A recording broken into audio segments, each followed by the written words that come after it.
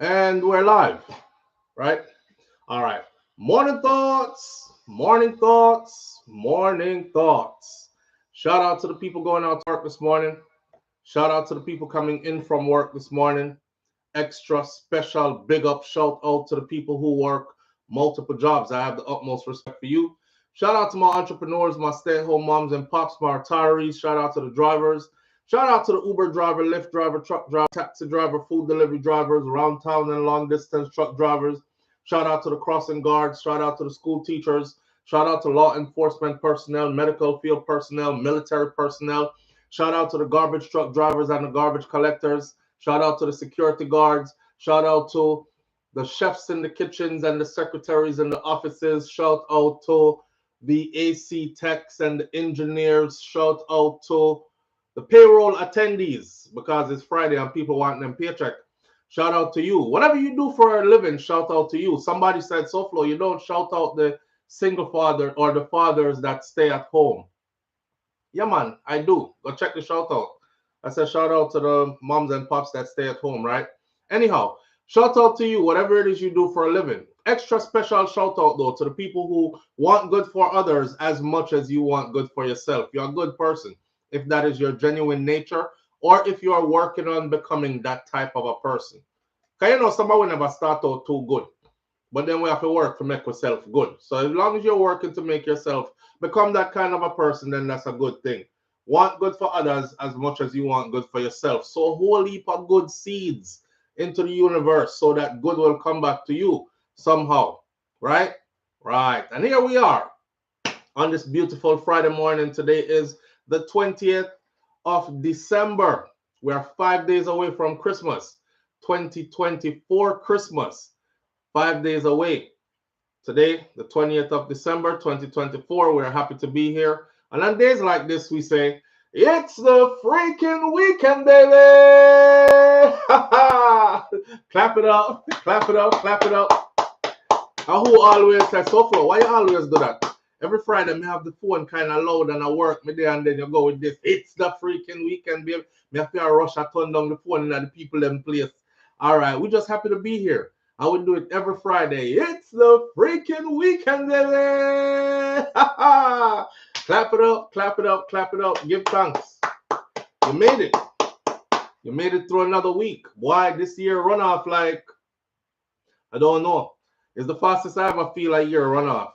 I ain't lying. I feel like we started December. I feel like we started 2024 6 months ago. And it's done already. I don't know if it's because we're getting older or whatever the case may be. Because when you did young, years did long. No, the year them short, boy. Well, here we are. Can only watch today as it is the time for my weekly waste of time morning meeting. So, wait there. Underwriters can only watch today as it is time for my weekly waste of time morning meeting. Well, you have to do what you have to do. Let me shout out some people and then we get into our topics. See? So my goal is to top up the cash up, the cash up. Okay, that message is pinned. The number for call in is right there, 1-806-587-8953. That is also our number to reach us for any kind of business ventures, anything you need to know, etc., etc. We also have a PO box now. We had one before, but we let the PO box expire because wasn't much activities going on in it. But since I've had a couple of people reach out to me recently, I guess it's the season for doing business. So now people want their promos and stuff like that. They reached out to me. And sure, me don't want nobody really have me house address. I went and I reopened the PO box. So the PO box is open again. So if you want to send samples and then connect with us and see how we can, do something for your business as well, a sample works very well. So telling people about your products is one thing, but me unboxing or unveiling your product in front of a live audience does 100 times more good for your business than me just telling the audience about somebody who has something great. All right. So make sure to use the PO box and SouFLoTV@gmail.com for any concerns or any business as well and these kind of things. Devin Gale, shout out to you. Thank you for being the first one in this morning. I appreciate you greatly. Audrey Wright's in the building with us this morning. Audrey said, hit the thumbs up button as you enter the live, please and thanks. And is off to her useless meeting, once a week meeting. Asarin Odetta is here with us. Grace James is here. Kai Tai Jai Empress says upments. Rosalind Smichael is here with us this morning. Missy Brum Brum. Sis is in the house this morning. Miss Golly Robinson. Up, up, up. Wayne Nathan is here this morning. Big up yourself, Wayne. Patricia Thomas is in the house this morning. Onika St. John is here with us this morning. Missy Brown Brown says, it's the freaking weekend, baby. Who else there? Mervyn the Point, Jamaica Kerr, big up yourself. Thank you for being here. Anthony Vaz. Anthony Vaz says, good morning, SouFlo and everyone on the live. Up, up, up. Some people hear us say up, up, up. They probably don't know what it means. Why always I say up, up, up? For those who have been here for a while, they use it too because they know what it means. It means wake up, wise up, and rise up. So we just say up, up, up.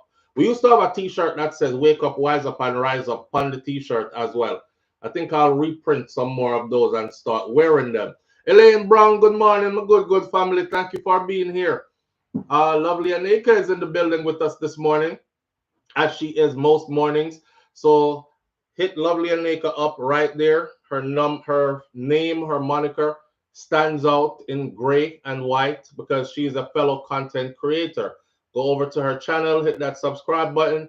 You know, me not have to tell her, say SouFlo sent you because you're there, hear me, I said, and she hearing me say SouFlo sent you. But go over there and hit that and share the love, right? Kaita Jai Empress is talking to Missy Brum Brum. They're having their thing going on. BM says, morning blessings, everyone. And it's the freaking weekend, baby. And it's a blessing to be here. Yes, indeed. Sharon Spence. Donna Davis is in the building with us this morning as well. Crystal G, big up yourself. Good morning. Thank you for being here.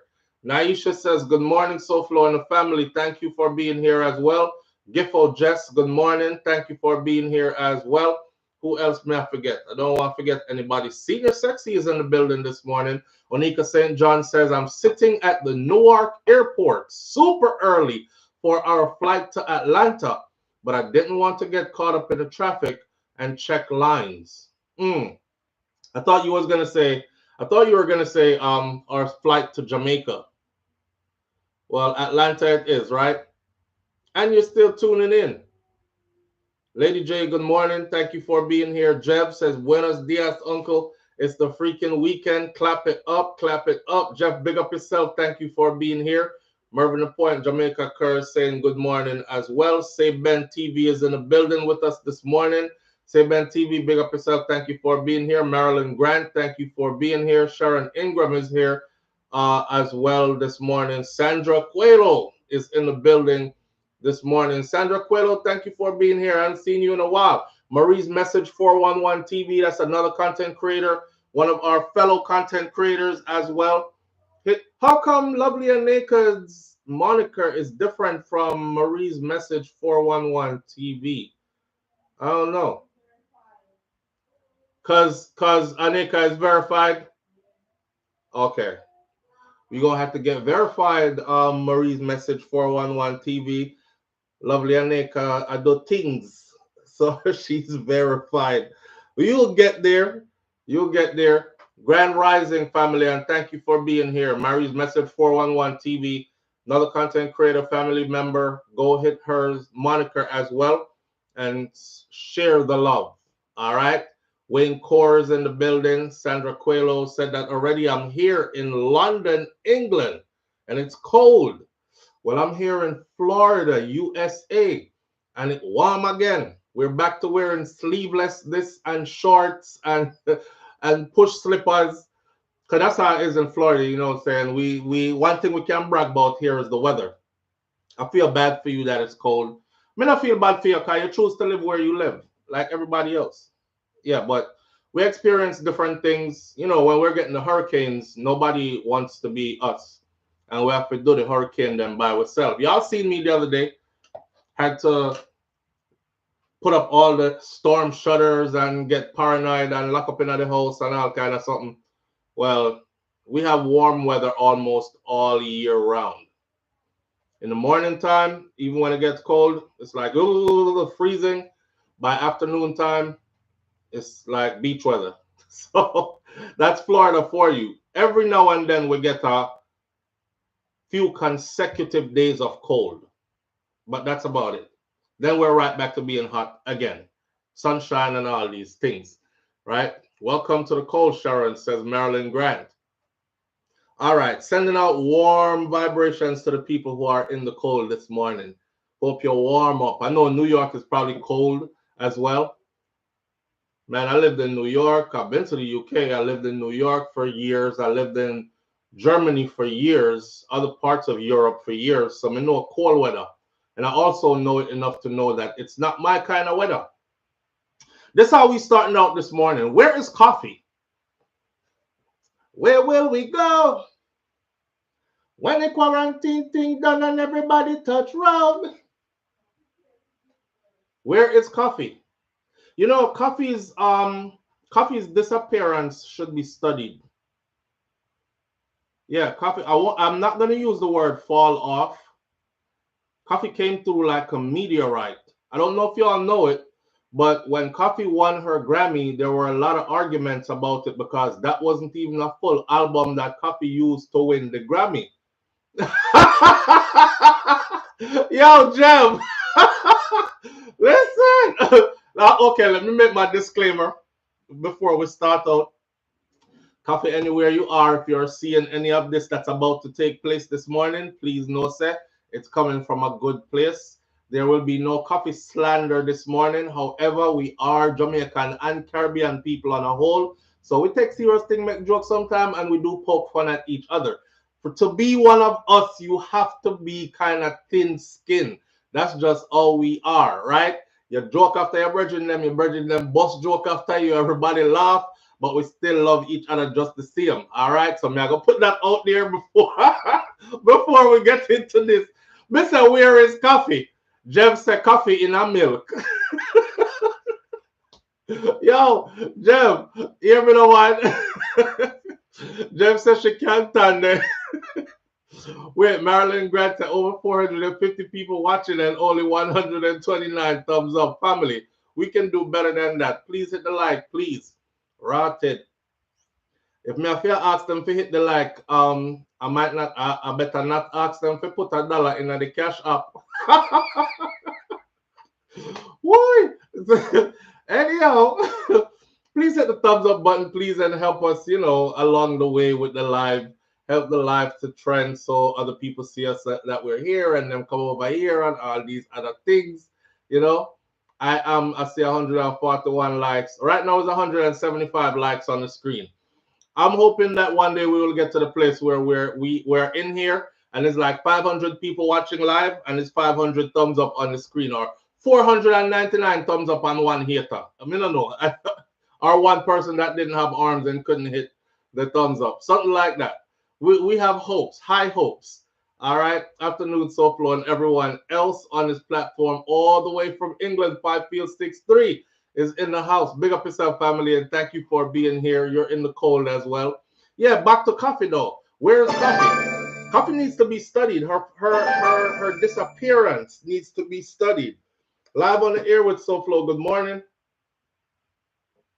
Live on the air with SouFlo. Good morning. Please mind my background, please. Please do it. Noisy on the road. All right, SouFlo. Yeah. No, my background is noisy. I'm on the road waiting. Okay. For traffic. All right. So this is what I want to say to you. I want YouTube give you the next tool. Mm-hmm. You remember when they take off the dislike with the thumbs down? Mm-hmm. You remember that? Yeah, man. Yeah, so this is the next one I want to give Uno. So when time they come on and they don't like it, they just chip out. Every 5 seconds they chip out. So they won't have nothing good to listen to. So every minute they will chip out. That's the next tool. Yeah. Yeah, we love you, Bye-bye. Big up yourself. Oh, she said, okay, so one time YouTube used to have thumbs up and thumbs down, right? So people would have come watch your video, but them hit the thumbs down button because them don't like you, but them still like your content. I don't know who does that anyways. Because me not like you, me not waste my time I watch you. But people will watch you for 1 hour straight and then walk away and say, I just can't stand the boy. Me not like him enough.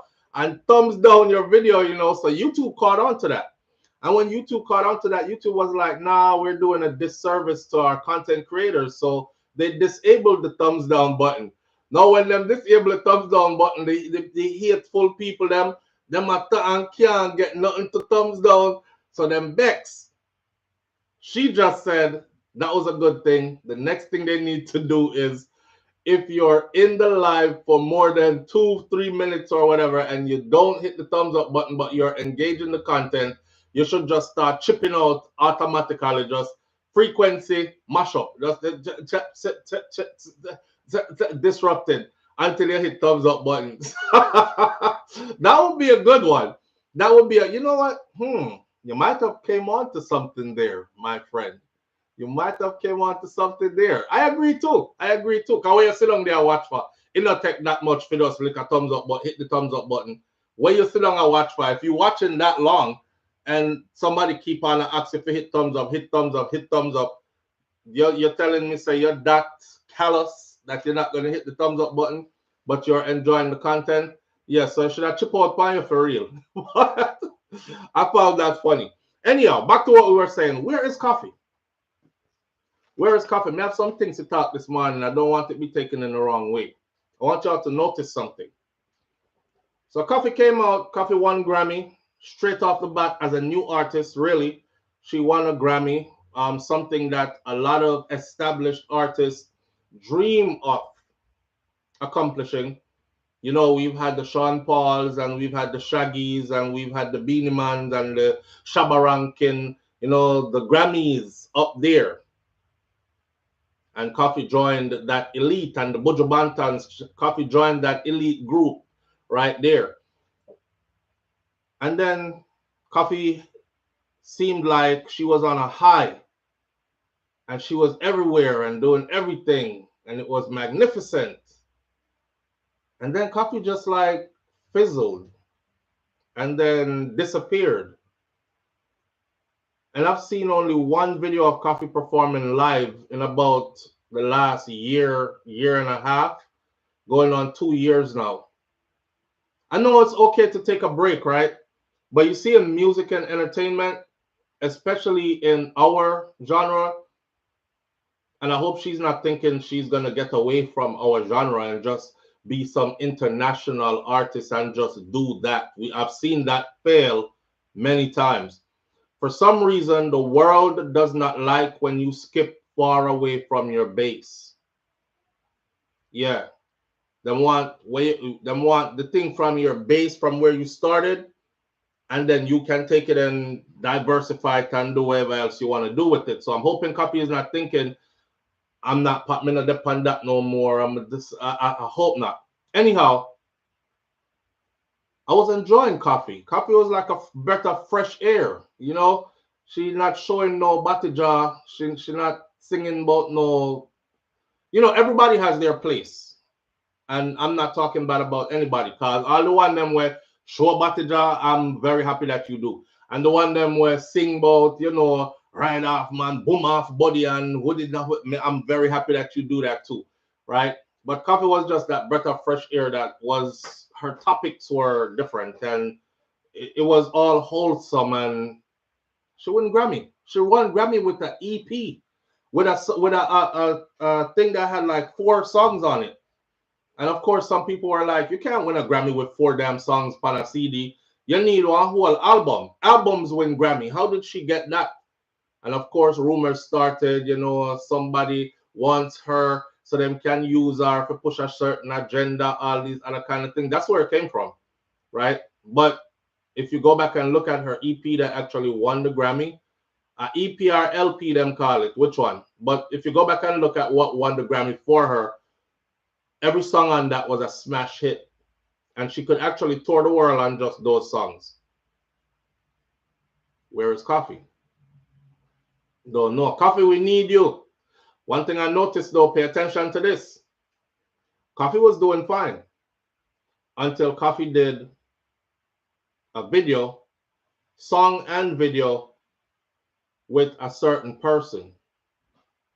And then Koffee wasn't doing so fine no more. I'm talking about, this is from my own observation. this is where she literally disappeared after this. Where Sam Smith. That's who Koffee did the video with. She did a video with Sam Smith and a song with Sam Smith, and she was there no more. I think because, you know, Sam Smith is very much open and out about who he is, and the whole booty cheeks out and very, you know, the way he was. And then the video that had Koffee in it, the lyrics that she was singing while gyrating to a female, it was, I think it was a bit much for some people. And I think them just breeze her out. What I've noticed in music and entertainment is this. You might think your audience is ready for you to push the envelope, and you might just alienate your audience. And a lot of them will lie to you, you know. They'll defend you when other people try to talk bad about you or try to say stuff about you. Like, leave her alone. She doesn't sing music. Why are you worried about her sexuality? She doesn't sing music about sex. Her music sounds good. Just leave her alone. She's a good artist. Her music sounds good. I love me some Koffee. But them same people there, they'll stop streaming your music. Subconsciously, them lock you off, but them not even reach the decision yet physically. And they like you as a person, and they'll defend you when them hear other people online saying stuff. But subconsciously, them lock you off. Because from them see you do certain things and move a certain way, for them, it's like, yeah, I'm good on that. I'll wait to see what you come with next, kind of thing. And it was that move. I'm not trying to put gasoline into a little fire here to make it big, but I want you to know that I did a review on it when she did it with Sam Smith. And after that is when it was a quick disappearance. I wouldn't even say a downhill slope and then start getting slower and slower. It was that, and then boom, Koffee disappeared. And for a while I was trying to, because I was one of them that defended her. I was like, you know, honestly, me not too care about where her sexuality is. Koffee doesn't talk about that. So in any way, so she don't give us no reason to even have that type of discussion. And they talk about her appearance, and I'm saying maybe she dressed like that because that's how she feel comfortable. Maybe she dressed like that because, you know, late nights in studio around boys or men, guys, some people, producers and vultures inside the industry. As far as I've heard from a lot of females in the industry, everybody want to get into them draws. So maybe she's trying to be as unattractive as possible and at the same time brand her own style of dressing. You know, I defended her in many ways. I just didn't want to hear nobody talk bad about her. And she seemed like she was on a trajectory to hit this big international stardom. And then the star kind of fizzled. Mind you, she got to where a lot of people have never been. Even people who have been doing this for years. She elevated to another level. But she disappeared. And it's hard to say, but it is. She disappeared. And I definitely think it's because something gone right there. So I saw an interview with her recently where she was talking about, you know, I don't know if she never told anybody she was Rasta. She was raised, I think she was raised Seventh Day Adventist, right? And she, you know, she was talking about different foods that she eat. And yes, she eat meat now and all these other kind of things. I don't know why people kind of put you in this boat too. You have dreadlocks, then you must be vegan and you must be Rasta and you must only sing about Jah and, you know, a certain kind of music, which Koffee was just an artist who kept it clean to a certain extent until she ended up in a certain circle. And once she ended up in that certain circle, me not lie, me see a lot of Jamaican, like the last time I saw Koffee do an interview, she did a show. And on the show, she looked like she was pregnant. And that's where the rumors came from that Koffee just had a baby. And a lot of people believed it because she looked pregnant at her last, the last time I seen her on stage. Me I said, what? Koffee pregnant? Koffee either pregnant or she gained a lot of weight.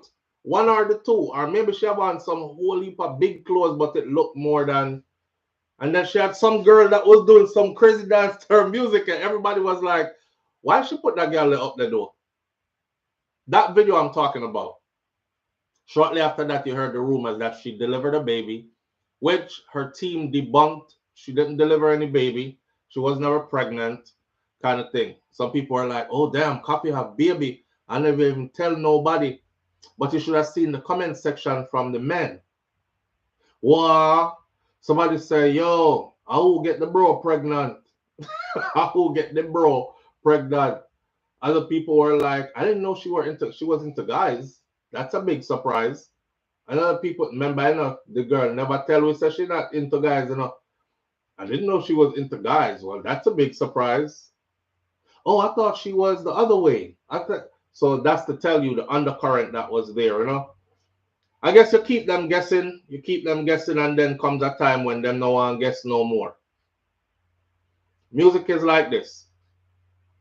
You could disappear and come back.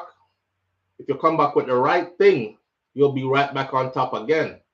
But from what I've seen over the years, anybody who take a break and the break is too long, they come back, but they never come back and be what they were before again. You know, the only person missing do that so far is a Vibes Cartel. Gone for 13 years, in prison. Step back out a road. And it's pandemonium. Even bigger than when he left. It doesn't happen for majority of artists. So when you go find Koffee there, please. And tell Koffee, say, Koffee, we need music from you and some visuals. Right? Some videos and these things. I know she said she needed a break. She's only human. And I'm sure she was non-stop booked and touring and traveling and performing and recording and constantly. But don't take too long of a break. Because the people them short-minded, short-sighted, and them attention span in today's world is super short. Super short. King Big says they put her in the Rasta thing because of her association with Rasta artists, which is true. She was associated with Protege. They did the same thing for Lila Ike. You know, Lila never tell nobody says she a Rasta, but they did the same thing for Lila. So they were associated with Protege, who is a known Rasta, and I guess that's where that came from. Hey, where is Koffee? Are there any Koffee fans in here this morning? Where will we go when the quarantine thing done and everybody touch road? Pull up in a fast cab. That's the last song we hear from Koffee. And I'm sure she made others after. But them just never hit. You know? They just didn't hit. Let's start off on our next good note now. Good morning, everyone on this platform. Reggae Girl, thank you for being here. When I'm done this morning with this live, I will do a icon. I will create the icon. Come here to sit down, you know, and use my editor and create an icon for each show. I didn't do it this morning, so I will do it after this. Help each other. This young man's face I want to be seen, so I will use his picture to make the icon when we're done this morning. But just know his story now. He said help each other. He's from Mountain View. Mountain View hero takes over an ambulance after the driver suffers a fatal heart attack. Listen to the details of this. Kingston, Jamaica. A passerby who took control of an ambulance after the driver suffered a heart attack while transporting a patient to the Andrew Memorial Hospital last week is encouraging Jamaicans to help each other when in need. Tariq Wade, who lives in Mountain View Avenue in St. Andrew, where an ambulance was observed parked along the roadway on Monday, October 8th, or October 28th, sorry, with the sirens just blaring, saying that he was leaving his friend's restaurant when he was alerted to the incident. Everybody is wondering why the ambulance park up on the side of the road and the siren just going off, going off. Oh, mommy! Munchie! You happy? Today is pajama day. Yeah. Today is pajama day for Milani. Today is also her last day of school. And this the pajama you wearing? Why are you screaming in these people's ears? This the pajama you wearing? Let me see. Oh, okay, okay. All right. So show off your pajamas. We don't have to say much about the outfit this morning. You'll stand up straight. That's my pajamas. Girly. And you wearing what?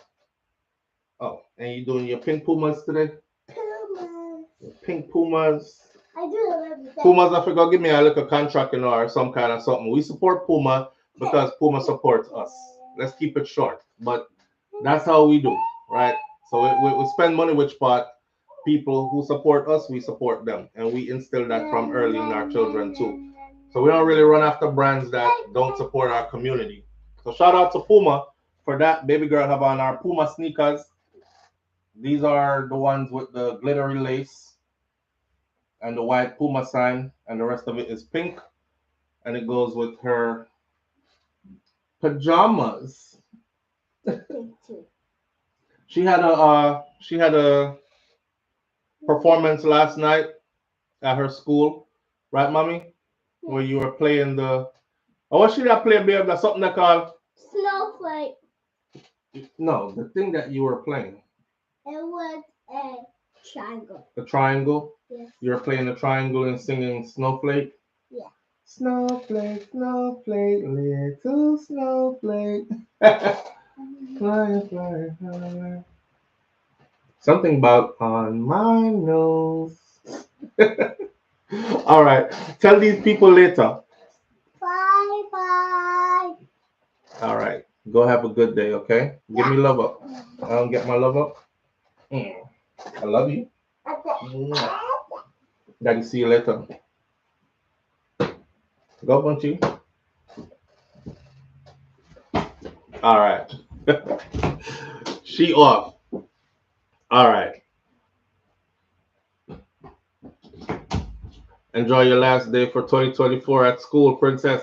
Big things, right? These are milestones. But yeah, she's off to her last day. Everybody wake up excited this morning. Their mother take away their tablets for the week. So they only get tablets on the weekends.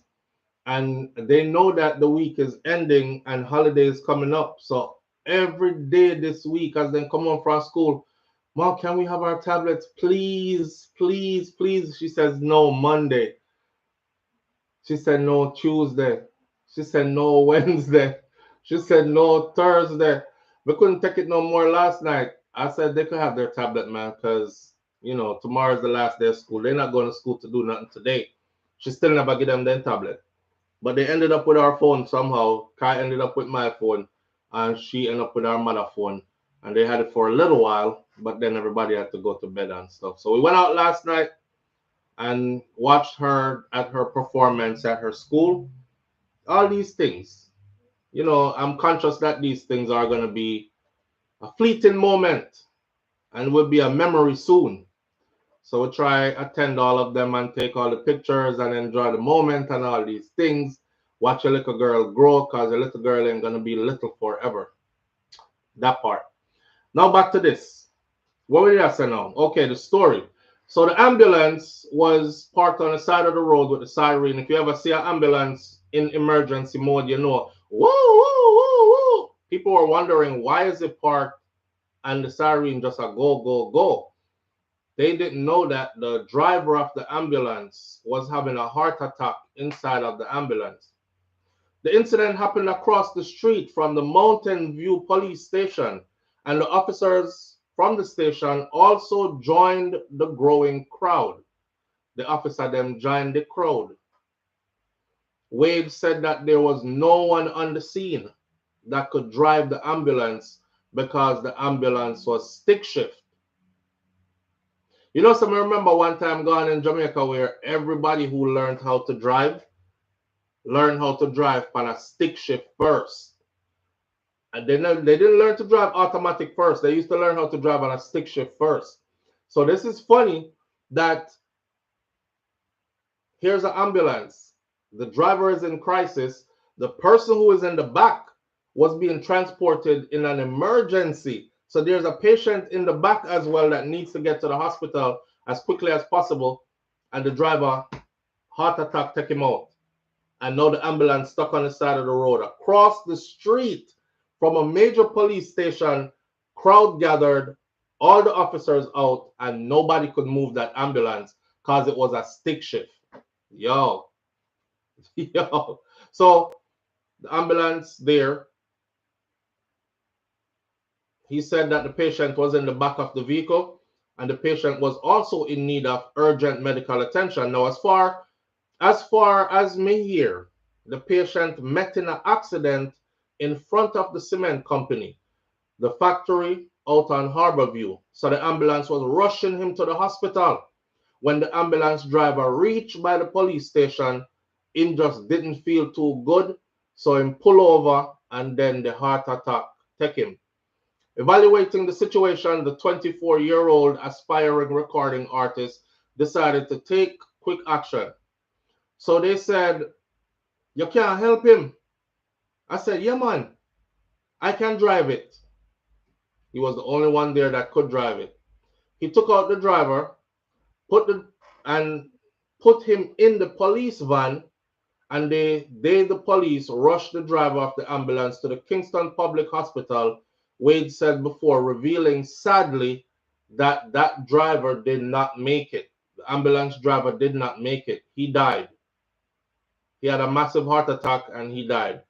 The next patient now, the one who was in the back of the ambulance that was being transported before the ambulance driver caught the heart attack, the next patient in the back who the driver was going to carry to the hospital now, I had to rush him, go to the hospital to save his life. And the rest of that is history, he said. For Wade, who said that he had never been in such a high-pressure situation before, he said the experience was intense. I kind of panicked enough for a moment, but I had to catch myself because we know that we have to help somebody who need help. When you have people in need, sometimes we ourselves in need of help with no one to help us. So when you can help out, we try to help out in any type of way that we can. He praised other community members who are also focused on helping. He said, normally, when somebody meets in a situation like this, you would see people taking out their phone cameras and all type of things.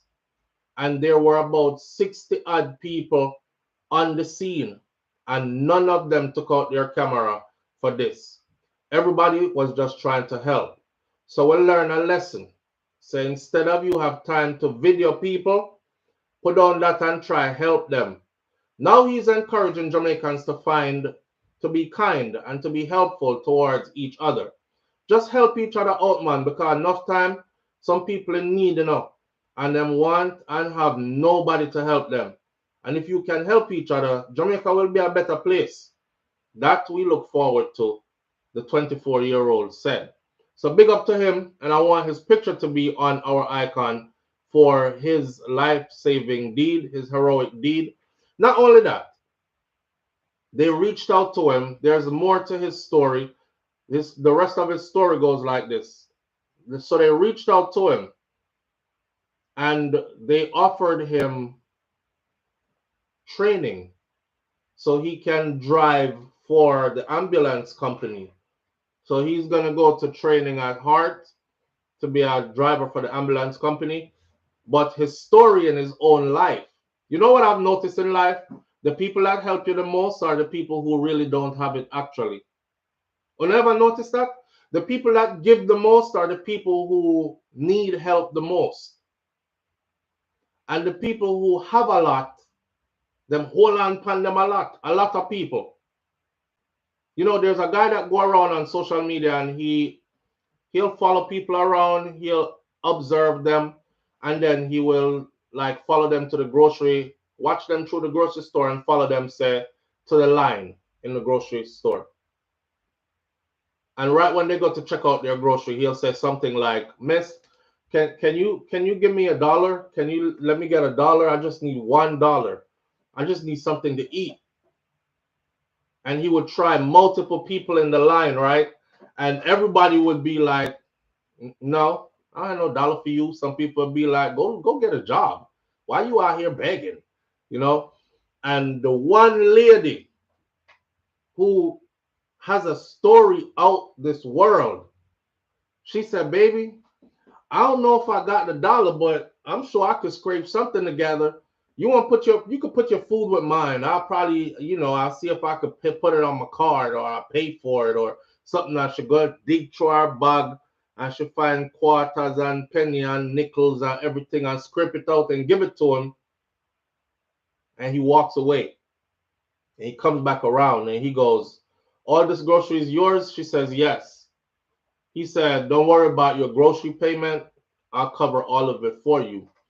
Not only that, here's $10,000 to get you through the holiday season, right? You did a good deed. And he introduced himself. I'm so and so. He does like what Mr.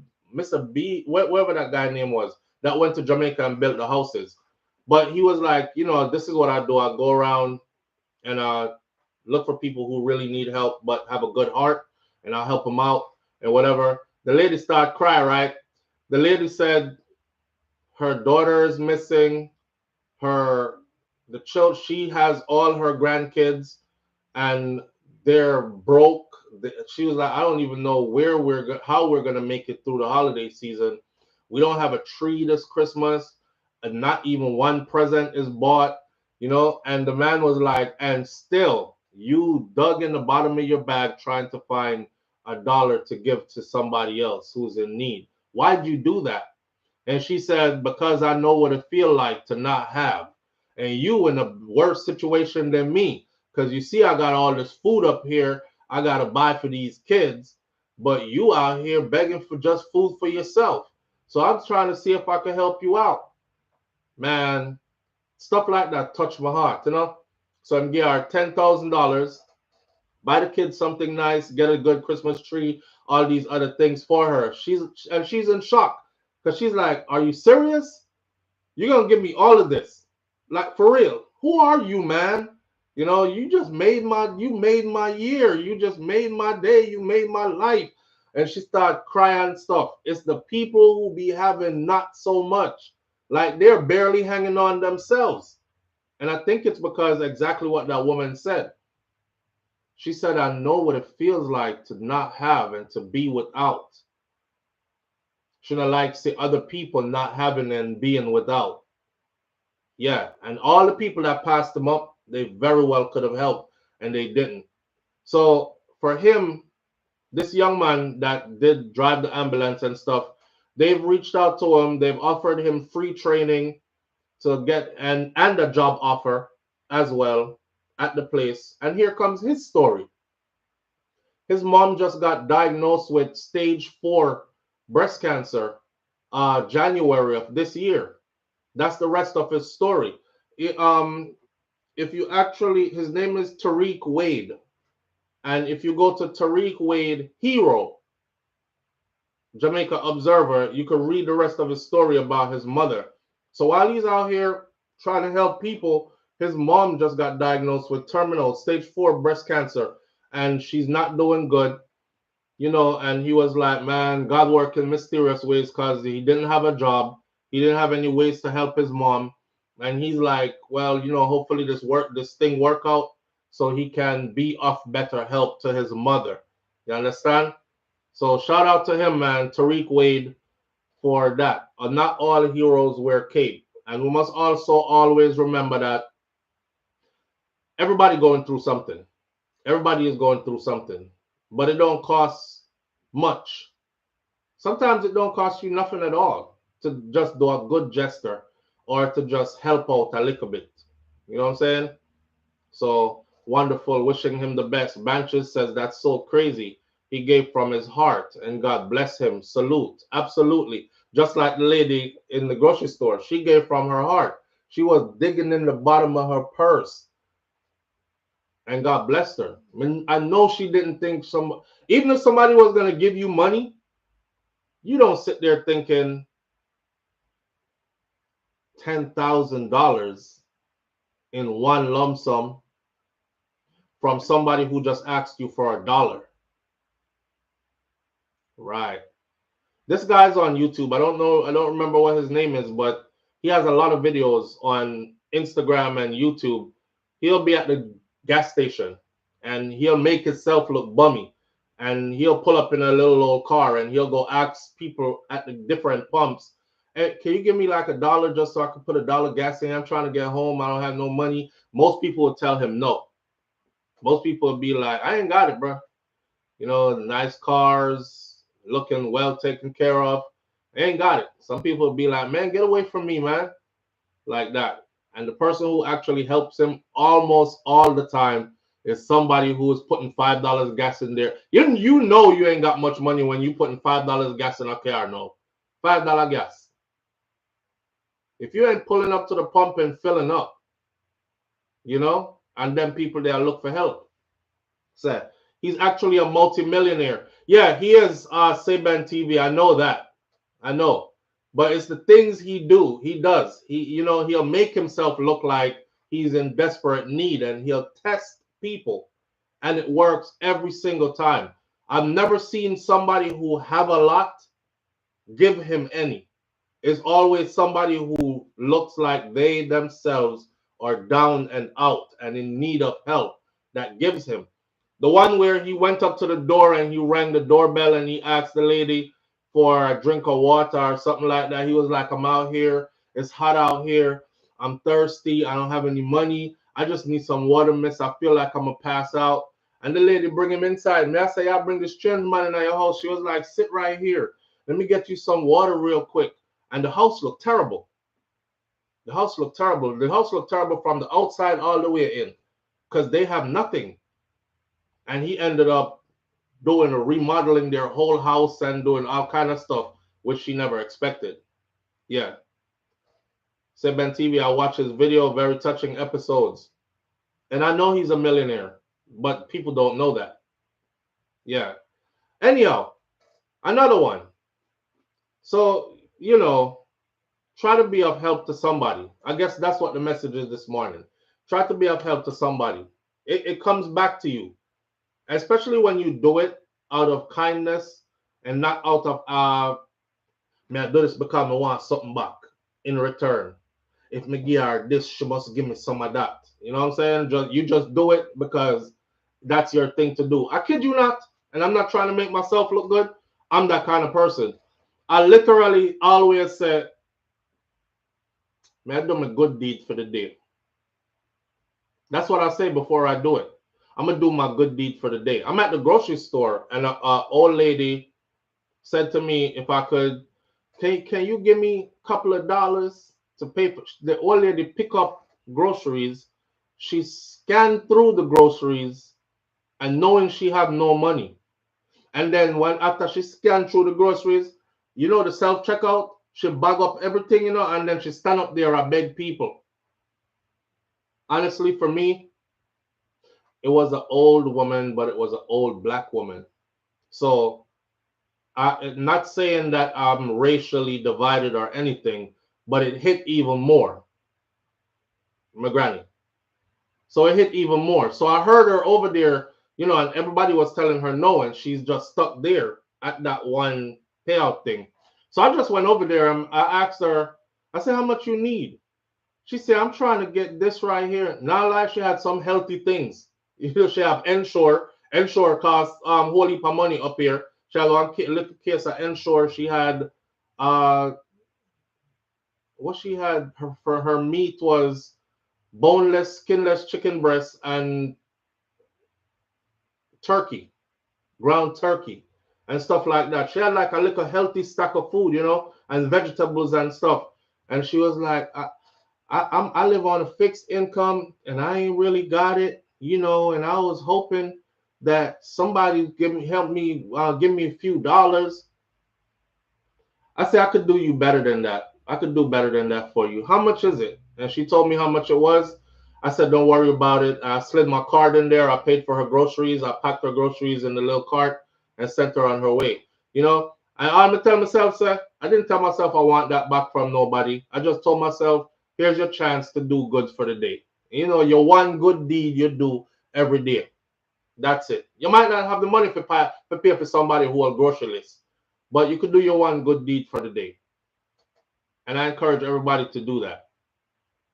Banches says if they are a scammer, then it's whatever. But I'm giving because I understand what it is. Oh, let me tell you a story. During the season is when the scammers come out. I pull into the parking lot of the grocery store and there's a guy out in the parking lot begging. Before I could jump out of my vehicle, him reach my door. And he has two little small kids sitting in a broke down car that's right across from my vehicle. And the man start telling me a story, you know. He said, hey man, I just did 4 years in prison. Listen to this story. I just did 4 years in prison, bro, and I just got out, you know, and my baby mom dropped my kids off to me, and I don't have nothing. I don't have no job. Nobody will hire me because I got a record. The man take a time, you know, to put together an intricate lie. I don't have nothing. I got the kids with me.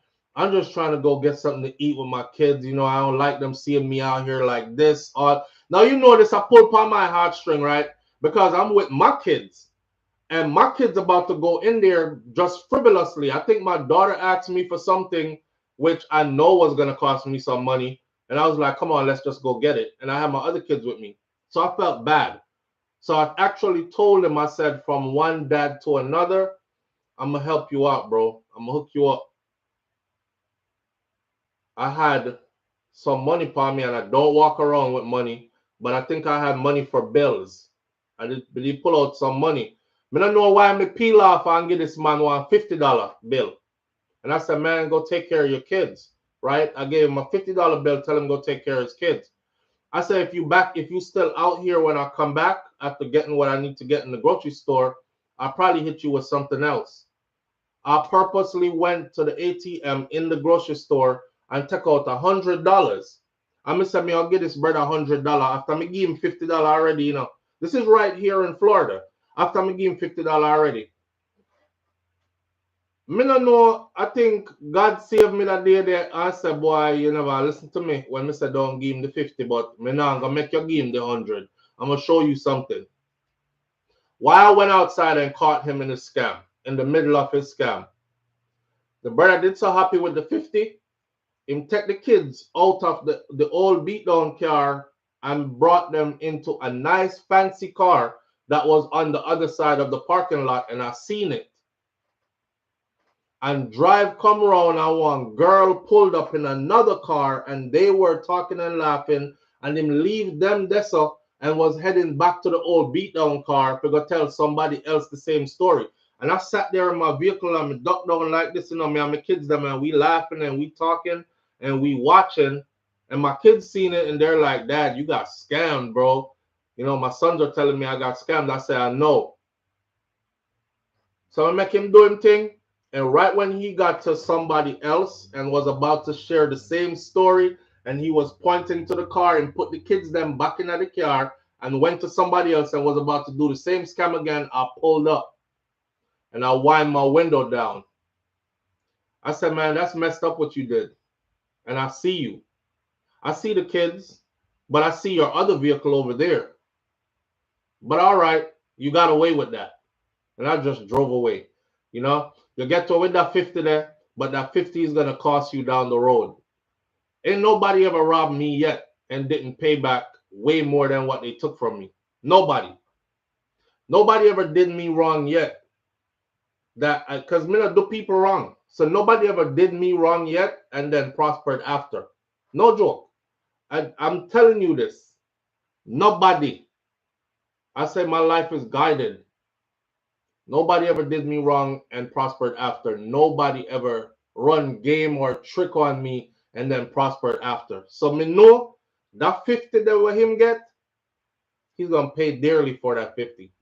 I ain't even ask him back for the money or nothing. I just say, yo, me see what y'all deal with. But just a heads up for y'all, because some of you out here are like me. You have a kind heart, and you might see somebody out there, and you might feel like they need help. It's all kinds of scams going on right now. Here's one that's common. They will knock your house door, ask for help, or ring your bell.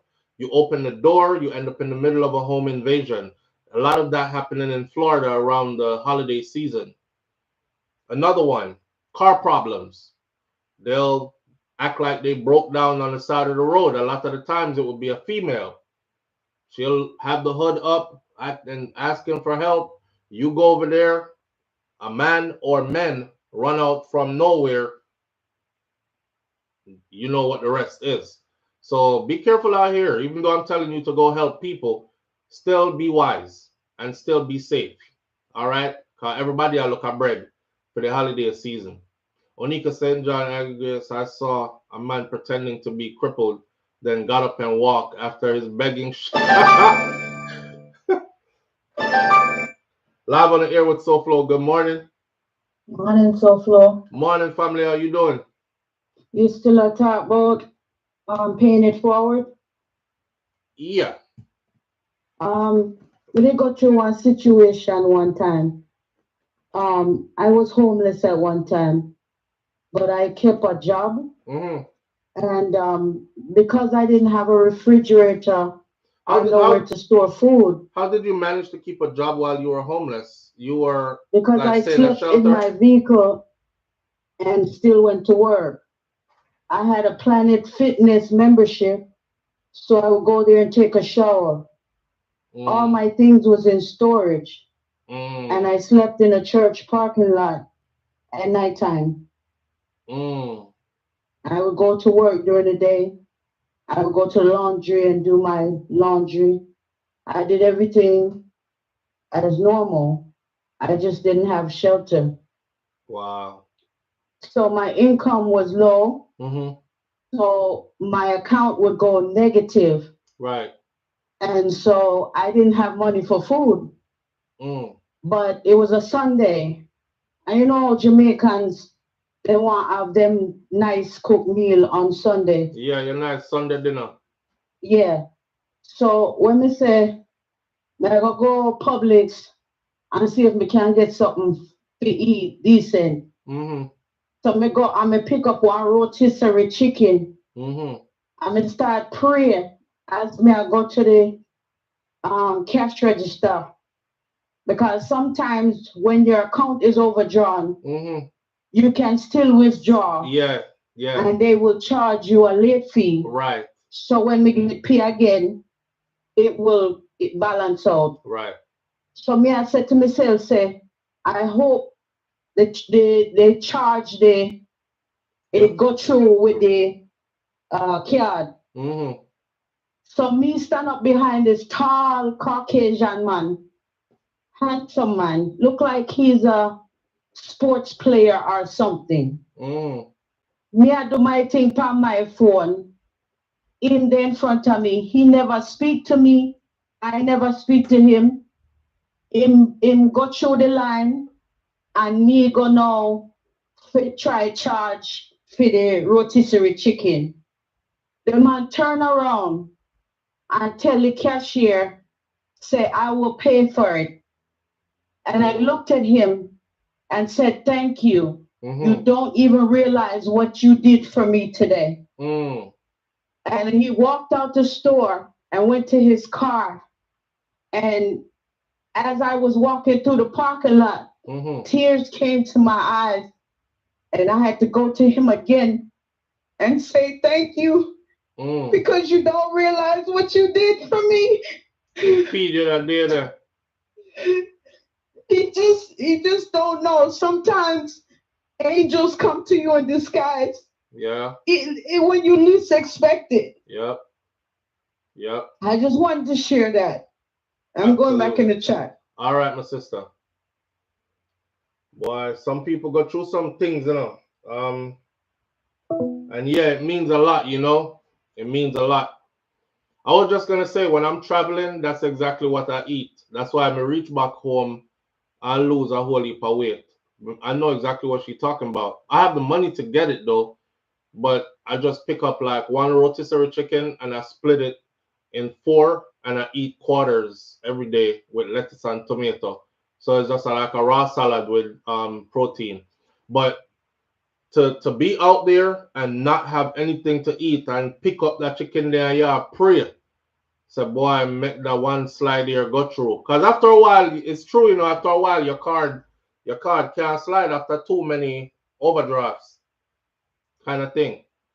Especially if you don't have a savings where them can draw from to check the overdraft. You might get away with 1. Maybe get away with 2. But after that, you're not getting away with nothing. So you can imagine her being out there hungry. Some other thing firing a bed of roses stuff. But yeah, people do come to you. Angels ain't people with wings and all these things. The bigger picture though is you could be somebody's angel. You could be somebody's angel. That's how I felt in my spirit that day when I went over there and helped that old lady with her groceries. I just told her don't worry about it and I paid for the whole thing. She asked me for little change so she can add up to pay for it. I just paid for the whole thing, you know, and I felt like I was her savior for that day. I felt good in my spirit knowing that she went away with a healthy list of groceries and it obviously could feed her for more than a day. So that guy that did that for you, Murray's message, that guy that did that for you, he was your angel for that day. Yeah.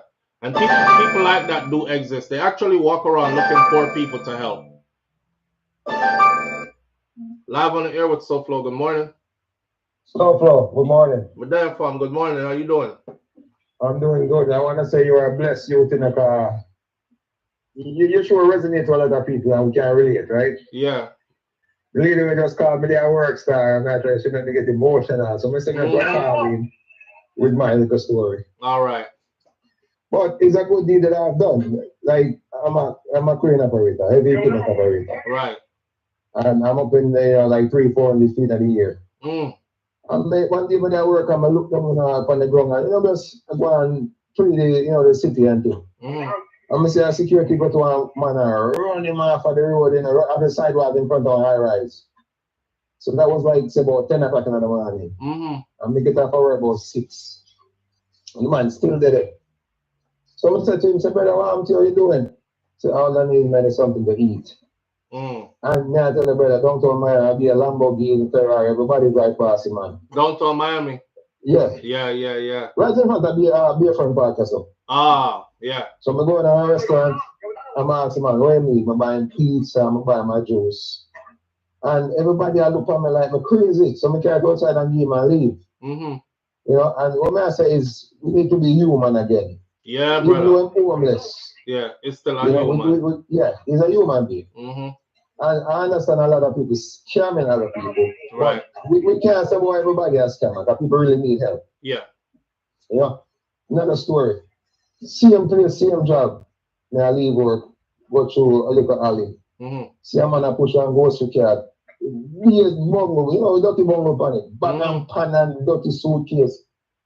I'm say, hey, man, how you doing? I'm say, boy, not good. So I say, what get you like this? The man start talking about 30 minutes. Mm-hmm. When I tell me whole life story. Been through the foster home system and his parents, them, you know, reject him and him been on drugs and all this. Mm-hmm. So I say, what can I do to help you? Man say, man, I just need something to eat. Mm. So I say, oh, leave the thing there, myself. Man, him walk when I'm at McDonald's. And man, him a talk, I'm a buying food. And nothing and smell bad, you know. Mm-hmm. And him have sense, intelligent. Mm. I'm buying food and we are talking, and the people must call me instead, like, what? Like, they can look at me like, what me I do, I talk to that man there. Yeah, why you so can't come in here? Yeah? Yeah, brother. We got to do some good deeds. Yeah, man. Yeah, I encourage everybody to do it. All right, Yeah, manners man. and I mean, respect. people need to call into your show and tell the good news of them do because everybody supposed to do some good deeds. Like you did with the lady. Yeah, we have to do good deeds. Yeah. Manners, Indeed, manners and respect, brother. Yeah. Me not do your job though. You're 300-400 feet up in the air in a heavy crane, in a crane. Me not do them the kind of work there. But yeah, everybody to them own thing. Everybody to them own thing. But big up yourself, and you know that's good that you're able to do that. Now, in saying that, there was a homeless guy yesterday. Was it yesterday? I was watching him. A guy with a camera asked him, creating content out in the streets, asked him, he said, hey man, let me holler at you for a minute. He was like, hey brother, what's good? He said, why you out here like this? Now he said, you doing all right? He said, slow motion. He said, you need some help with anything? He said, yeah, I just need a few dollars, nothing much. You know, you give me $2-3, I'm good. So the guy was asking him, why you just ask for $2-3? He said, it don't make no sense me asking for a whole bunch of money. Most people wouldn't give it to me anyways. But you know, they normally give me if I say $1 or $2. I'm asking him if he want buy him some food. The guy says, nah, because you got to listen to this. He said, I'm out here, I'm homeless. I'm in these streets all day. I got to do a lot of walking here, there, back and forth, right? I don't want to ask you for food and then you buy the food for me and then I got to throw it away. If you ask me for if I ask you for food and you buy me a meal, I got to eat it. But when I eat that meal, I got to carry that meal around, the big heavy meal in my belly all day. And then whatever goes in your belly, you know how the rest goes, it comes out the back. I don't have nowhere to use the bathroom at. You know, basically he was saying I don't have nowhere to shit when it's time to shit. So all this stuff I had to think of. And you know, while he was standing there talking to the guy, I said to myself, damn, you know, you have a lot to be thankful for, you know, because your life is so good that I've seen people give homeless people food.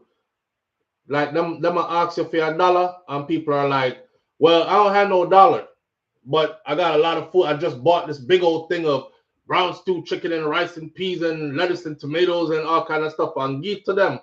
And them take it because them feel bad. But then I'll hear the same people say stuff like, I'm money more if I go buy drugs, you know. But me I give him food instead. So listening to that brother say the food is gonna be too heavy. And when you out here and you homeless like he is, you gotta eat light.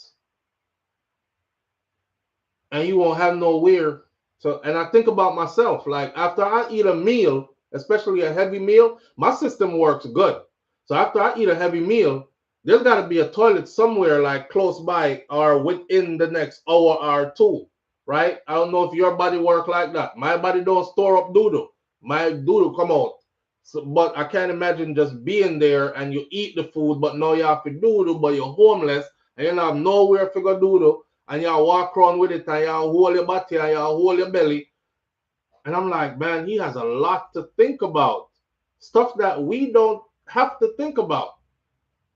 You know, we drive by a place, buy you some food, you name it in the car, or you save it till you get home, you eat, you got a bathroom there right in your house. We take a lot of stuff for granted. We take a lot of stuff for granted. And yes, there are people out there who genuinely need help. There are a lot of scammers out there, but sometimes, you know, most of the people them out there where you say I ask for help, them need help in some kind of way. They need help in some kind of way. All right, on to another story now. This is Yo-Yo, I appreciate you greatly, Yo-Yo. Yo-Yo says the gift of giving is priceless. Some people could afford to give and they still don't. Right. And you know the crazy part about that is we can't tell people to give because I feed them money and they are their things, whichever which way, and they should be entitled to whatever they want to do with it, because it's theirs, right? That's why I just encourage people to give. I don't put it on nobody that you a bad person because you didn't give. Yeah, if you don't want to give, you just don't want to give. But I'm telling you, from a person who gives, it feels good in my soul that I gave, kind of thing. And I don't expect nothing in return. I just give just because it feels good to give. To see, to know you just made a difference in somebody else's day, it should be uplifting to your spirit. We have to start the things that uplift with spirit, right? Right. And that's one of the things that I do to uplift my spirit. Besides listening to good music that carry good content, instead of just shutting a face on, holding a throat on, I listen to some spiritually uplifting music as well as do good deeds for others. Something to make yourself feel good within yourself. Right. Or maybe they're going through something too. Says, yeah, Crystal G, that's why we don't judge, you know, because you can't look at somebody and tell that they have it. That's why I didn't go that route. You might see somebody pull up in a nice car. The car note alone is probably strangling them. They living way above their means. They're barely making it too. Live on the air with SouFLo. Good morning. Yeah, so Yeah, family. I do the giving here, You but do, I preach. Yes, I preach before I give you my money. Because also at the trouble in New York, and you know, on New York, wait, you do what? in New York, No, you on say the you do subway, the giving, but you do what before you give the money? preach to them. So I say, hello, I'm going to take this money. If you took my money and buy any drugs, any coke, any whatever it is, I say, listen to me. Make all your intake, make you vomit out. So I don't laugh. Just get And just get the people on the money and go on. don't take my hard money. I don't smoke Yo. and I don't do drugs. And you don't take my hard money. When we work hard for, I'm gonna take it by drugs. I'm candy. So you have to think twice when you ever buy the coke there, that cigarette there. You went think twice. So me see naturally outside and you look for him that he say, yes, ma'am, okay. I said have a blessed day. May you have a great day, better. You're Bye bye. all right. I told. You're not easy. Here what? Then we stand up there and listen to you. Miss Goldie Robinson, thank you. I appreciate you greatly. Then we stand up there and listen to you and still go buy the same coke. You think that cokehead care? Cokehead don't care. I know, listen, me know one man in Brooklyn, you see, I'm not to gross anybody out, but this guy used to doodle himself while walking down the street. And there was this really good-looking girl that lived right there. She had her own apartment and everything for Eastern Parkway, right there so in a Crown Heights. And the man frequent the area. I used to every time Fiend check come in for the month, I guess he gets one of them kind of check there. Every time his check come in for the month, she walk with him. Like she a holy hand, like say her man go cash the check. And if the man cash him check and break her off a nice piece of his check every time.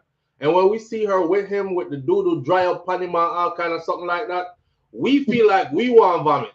So may I try to tell you, say, the cokehead them and the crackhead and the people them who are gonna do stuff with your money that you wouldn't want them to do with it, no matter how you preach to them, that's exactly what they're gonna do with it as soon as you give it to them. They'll listen to you, because they want you give to them again next time you see them, but they're going to do exactly that. If a coke or crack or whatever. No, I don't go there now and begging about that one. I just sit him out. He was a little bit older, like 60 up. Yeah. But apart, my instinct. If you take my money buy coke, I'll whoop your choke money. Oh, you vomit and you stomach hard no. This man thinking twice about that, about my money. Any other money get, I want to use the buy that, he won't use it, but just I won't think twice with mine. So he won't take from the buy food and take the other one buy food. All right. All right. Trust me, I'm not think twice about it. Them not no content. Y'all ever been around cokeheads? Live on the air with SouFLo. Good morning. Good morning, SouFLo. How you doing? I'm good, family. How you doing? Good. What? I'm happy you said the thing about homeless people and not having the bathroom. Yeah.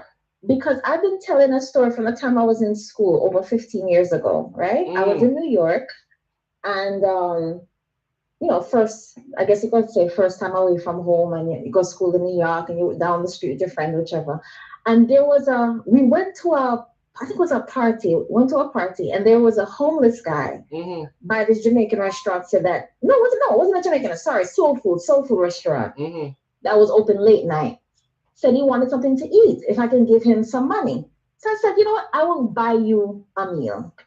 Right. Mind you, I'm a college student, you know, I have the money myself, barely. I'm doing a little work study job, that's it.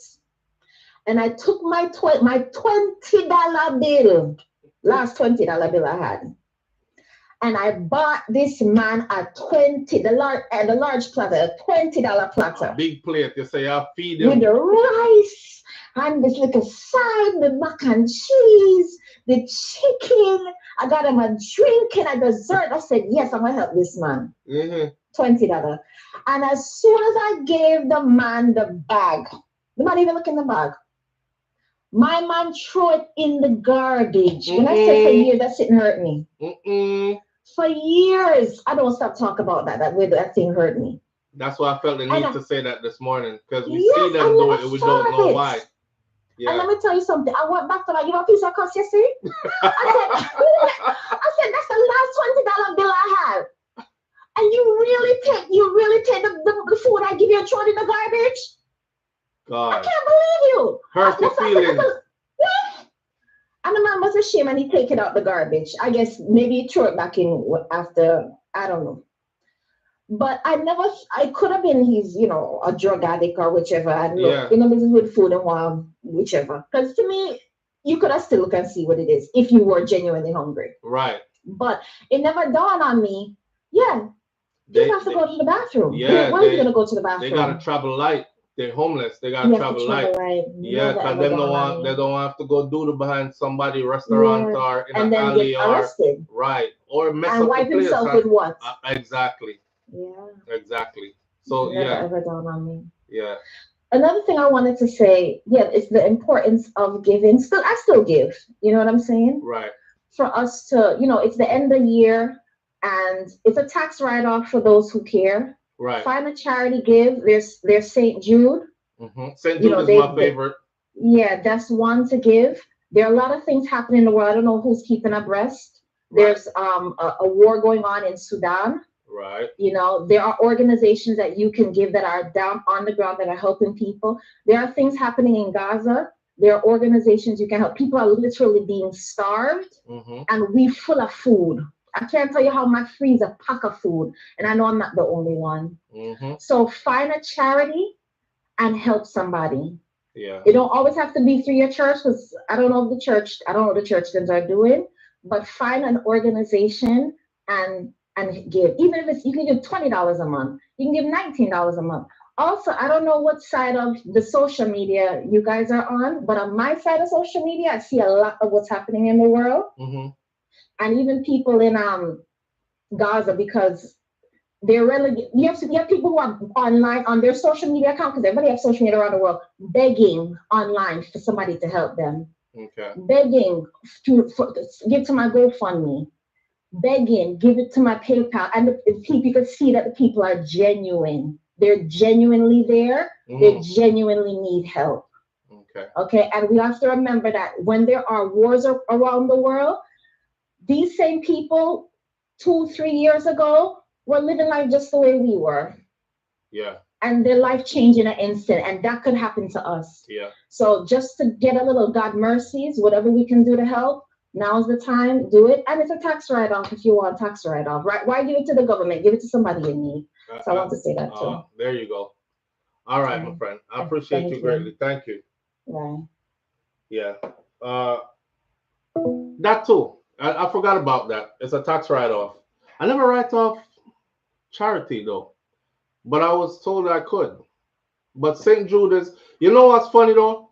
My auntie, rest in peace, Auntie Pam. My auntie, I don't know if for those of you who've been following my vlogs for a while, especially when I do the family vlogs and stuff, if you remember the trip that I took to Hollywood, Florida, and I rented that Airbnb that had the boat. It had the boat in the back and by the pool, the big boat by the pool, and the kids were on the boat and stuff. That was when I did that for my Auntie Pam's funeral. It's funny she said that my favorite charity, my auntie, that was her favorite charity, St. Jude's. St. Jude's provides free of cost treatment to children who are afflicted by cancer. Not only that, St. Jude also has facilities that keep the parents close to the children, and that is rent free as well, like a whole apartment, right? A whole apartment close to where your child is in the medical facility. And that is all done through people's donation. Now, my auntie paid for years to St. Jude, and she died of cancer. You see life? You know what is for you sometimes I'll just be fear, you know. It's just gonna be just fear. I mean auntie died of cancer. Live on the air with SouFLo, good morning. Hey Flo, good morning. How are Good you? morning, my brother. I'm here. Doing good. You? All right, so far. All right. The day early still. So Flo, sometimes these people make it bad for the other because I've seen I've seen many what they do. Like I pull up at the gas station and the guy said to me, hey, um, I'm out of medication and I'm just looking at the money to buy my medication, Mm-hmm. and then I'll give them $2 when I go, and the guy don't even wait until I leave. You walk in the cafe Right and behind buy, you, I'm gonna pick up hey, my let me get beer. that $2 scratch ticket. I'll Right scratch beside, ticket. You're gonna try multiply your money, bro. but he just tell me a sad story. Yeah. And then he's brave enough to come in the gas station and even order the ticket, the scratch ticket in front of me. Yeah. But that, You know but what? that's I've seen them do it in like in New York. They used to do it outside and go straight to the liquor store right in front of you. You know them little dollar shots of liquor there? yeah. Yeah, they will go in there and they'll buy like a couple of those and drink them right in front of you too. Yo, they never care. That's what I say. If you're gonna give it, just give it. I don't care if you're gonna use it to buy crack or whatever. Maybe at the crack you need to get through the day. I'm going home to somewhere comfortable. You're gonna be on the streets for the whole night. You must need something for court. You know what I mean? So I'm not gonna do no long speech. It's your body. At some point, I hope and pray that you realize what you're doing to your body. But you know, if I got the dollar, I'll give it, man. And whatever you want to do with it, crack, coke, or food, that may that be upon you. That's how I And, think. and you know, there's another person they'll get up in the morning, they have a $5 with, and they pull up at top night their favorite, and they'll say, hey, Your call is so breaking up, and I'm trying to facilitate, but we can't really hear you. are you hearing me now? When you say you're hearing me now, yes, but as you start to talk, you're breaking up badly. No, I was saying some people are programmed that every morning they'll give their favorite panhandler, you know, $5 or $2 or $3. Right, and they're gonna stand And up at that's the what same they're spot. just programmed to do, and they make sure that they'll see, hey David, how are you this morning? And they say, hey Mr. Johnson, and you're just so committed that if one day Yeah. you don't see David, you start worrying. Yeah, true. And Flo, the person I know so much sad stories, and I like to reason with these people, and I've learned so much from them. Mm-hmm. But then, you know, true, I know a lot of stories. You know, when you start talking about it, you're gonna get emotional. Mm-hmm. So I don't really want to start. But what I want to say is that your platform, you know, helps a lot of us. You know, it teaches us a lot. It shows a lot of different ways you can approach a situation. And we just want to big up you for that. Manners and respect, my brother. See, And so also, yeah. You always say in a negative way that the viewers on this platform is not exactly the personality of the host. Yeah, it's not that their views are not necessarily my views when them say some certain things. Okay, so I'm gonna say this. This is my view. Okay. I would like the supporters today that's always come here every morning and interact. You know, the SouFLo family. Mm-hmm. Remember tomorrow, Flo is going to try to get a better phone. You know, if we all can just donate, this is not the views of SouFLo. This is the view of Jerome. You're not easy. If we can donate a $5 or $10 to SouFLo to get a new phone. A decent phone. Yes, we'll appreciate it. And And big this up is yourself, not bro. SouFLo out here begging. This is the view of a viewer and not SouFLo himself. Manners and respect, bro. All right, big up yourself. One love. Yo, live on the air with SouFLo. Good morning. Good morning. Good morning, SouFLo. I'm calling from Jamaica. Oh, beautiful Jamaica. Good morning. How you doing? Yes, but guess what? I watch your show every day live. I do give you likes and I share, but I cannot comment because it is in members mode only. Right.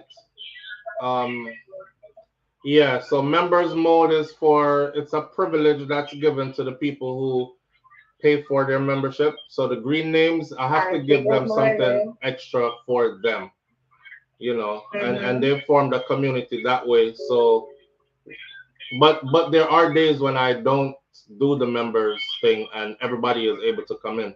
Like this week, we did it yesterday and we did it Sunday. So that was 2 days out of the week. You did, but I was just on Sunday, but I think I was on yesterday. I don't recall seeing it in. Yeah, I think we were on for like 3 hours on Sunday, and yesterday we were on for like almost 3 hours again, and they were all free for everybody to enter. Okay. I All can't right. wait for it to open up into subscription members as well. That would be good. Say again? I said I can't wait for it, to be open to more days for subscription members as well. Yeah, it'll be, and that's what I was battling with. Should I just stick to a certain day and keep it predictable so those who don't have membership show up on those days and get that privilege, or just move it around and keep it unpredictable? I don't know. That's why I moved it around this week and moved it to Thursday instead of Monday. But usually it's Mondays. On Mondays, I usually keep the chat open. Yeah. All right. And if I go live on the weekend, that's also there too. Okay. I appreciate you greatly. Thank you. Yes. You're welcome. Bye-bye. All right. All right. You know, speaking of giving, right? Two things. Somebody just said a lot of people give, but them give to strangers, but them family members in dire need of help, assistance, and them not helping the family members. But you know what? Sometimes strangers are more appreciative than your family members. You know, I've seen family members that are downright like, oh yeah, care then I something I come give. Remember I was talking about that yesterday. I touched on it lightly, where I said back in the day, barrel come in, we never care what it in the barrel. We not even did care if somebody did wear it already, right? Probably wash that out new to us. Now, boy, you send in a barrel, them up in the barrel and start meticulously scrutinizing, big up to Tanta Blacks. Oh, they must send this congi. I want that on the bottom of the shoes. This look like somebody wear it already, you know. Them all broke you from foreign. Nobody send none of this come back down here. And that's how they are. We never used to do them something there. Right? We take what we get, and even if we never like it, we never tell them say we not like it. Them gone in the food, something them. I want to drink Campbell soup. Hello, a Jamaican is to make our own soup, and we soup have dumpling and whole heap of meat and something. Nobody say nothing like this come back down here. Take it and give somebody who you know say no have nothing. And still tell your family member them thank you. Because that my grandmother used to do. When them pack up the barrel, them and said, come give Miss Ruby. Miss Ruby open her barrel. She open it to take out everything, lay it out on her bed. she get some scandal bag and she start parcel it up. Well, you know, say Miss May done there by herself, you know. And Miss May don't have nobody to cook for her and take care of her on a regular basis. So me make a package for Miss May. And she pack up all of the soup and something them what she don't like for herself. She send it go give Miss May. Miss May have food. You don't sit there and be like, oh, who never can send this congi. Yo, no send none of this come back down here. We not eat them something here. Yeah. So that's why people help strangers instead of family members more time. God no. I mean, hey, when it's unpredictable, they come every day. Exactly, Missy Bram Bram, and that was one of the things that was on my mind too. Right. No, send me your puppy now. You know, say I diss him, diss me. Call the booty them lean up. I would never send this congi. Hello, nobody not dead down here, you know. I'm like, Jesus. No thank you. No little bit of thank you. Call the booty lean up. I would never send this congi. I've heard people up in the barrel and say stuff like, nothing in no name brand. Be a little cheap sitting there, I'll be in here. And them know foreign now, some of them, you know, so hear them now. I be a dollar stuff sitting there, I've been in a dollar store sitting. One big barrel full of dollar store sitting there and saying, come give it. Like we are dead down here. And we never asked them for nothing, you know. I said, wow. Wow. One big barrel of dollar store sitting there and saying, come give it, and we never asked them for nothing. Hello. If you send something, come down and make sure you send something good. I said, okay. Wow. Now, our next one is this. What we gonna say? Let me see. Them even take video. Yeah, them even take video and post it for social media and cuss you through the video them. Another thing I was gonna say is while we're here talking about charities and different places to give and whatnot, right? If you want to give into Jamaica, there's the Sizzler Foundation. Look into Sizzler Foundation, Sizzler Kalonji, Sizzler Foundation doing great things from when till now. Bounty Killer Foundation is another one doing great things from when till now. So those two, right? If you're a person whose heart is connected to home and you want to give in that direction, right? So I'll just throw that piece out there. So remember yard too while you're abroad.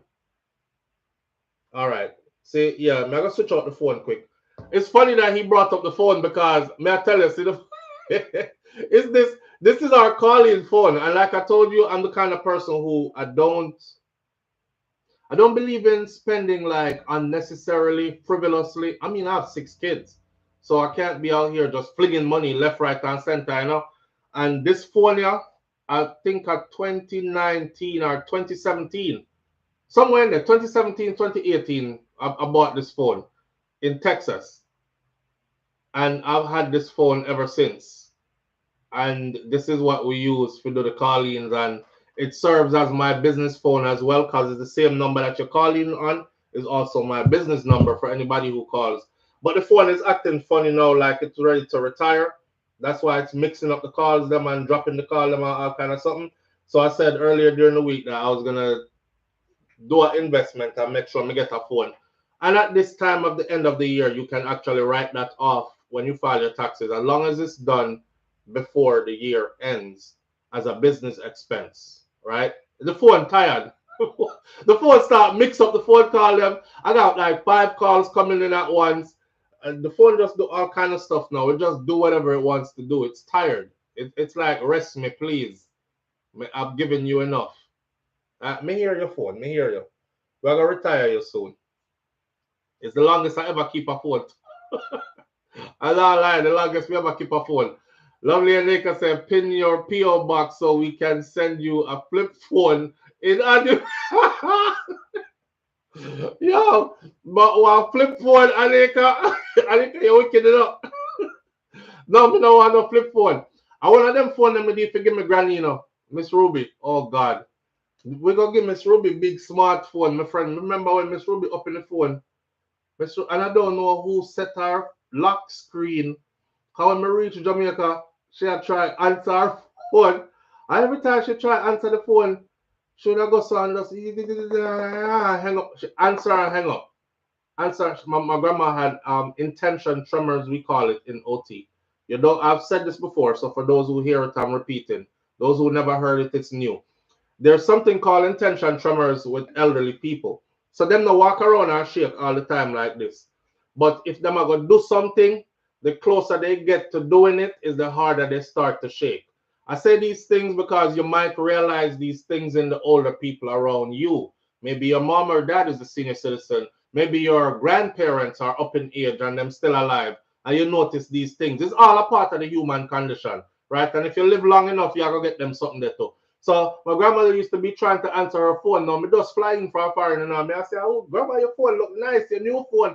Who give you that? And she tell me which one her, my cousin them give her new phone, switch out her flip phone and sitting. So call come in and you see the name go across the screen big. You know, them put in the big italics letters so she can't see it without glasses. And she said, oh, as Susie a call. And she goes, as soon as she get closer to the phone, she starts shaking harder. And then the phone flat screen, so she hit the flat screen and she answer and hang up. She said, you me hang up, me call, you know. I hope they call back. And of course they call back. And she goes, so again, and she goes, answer and hang up.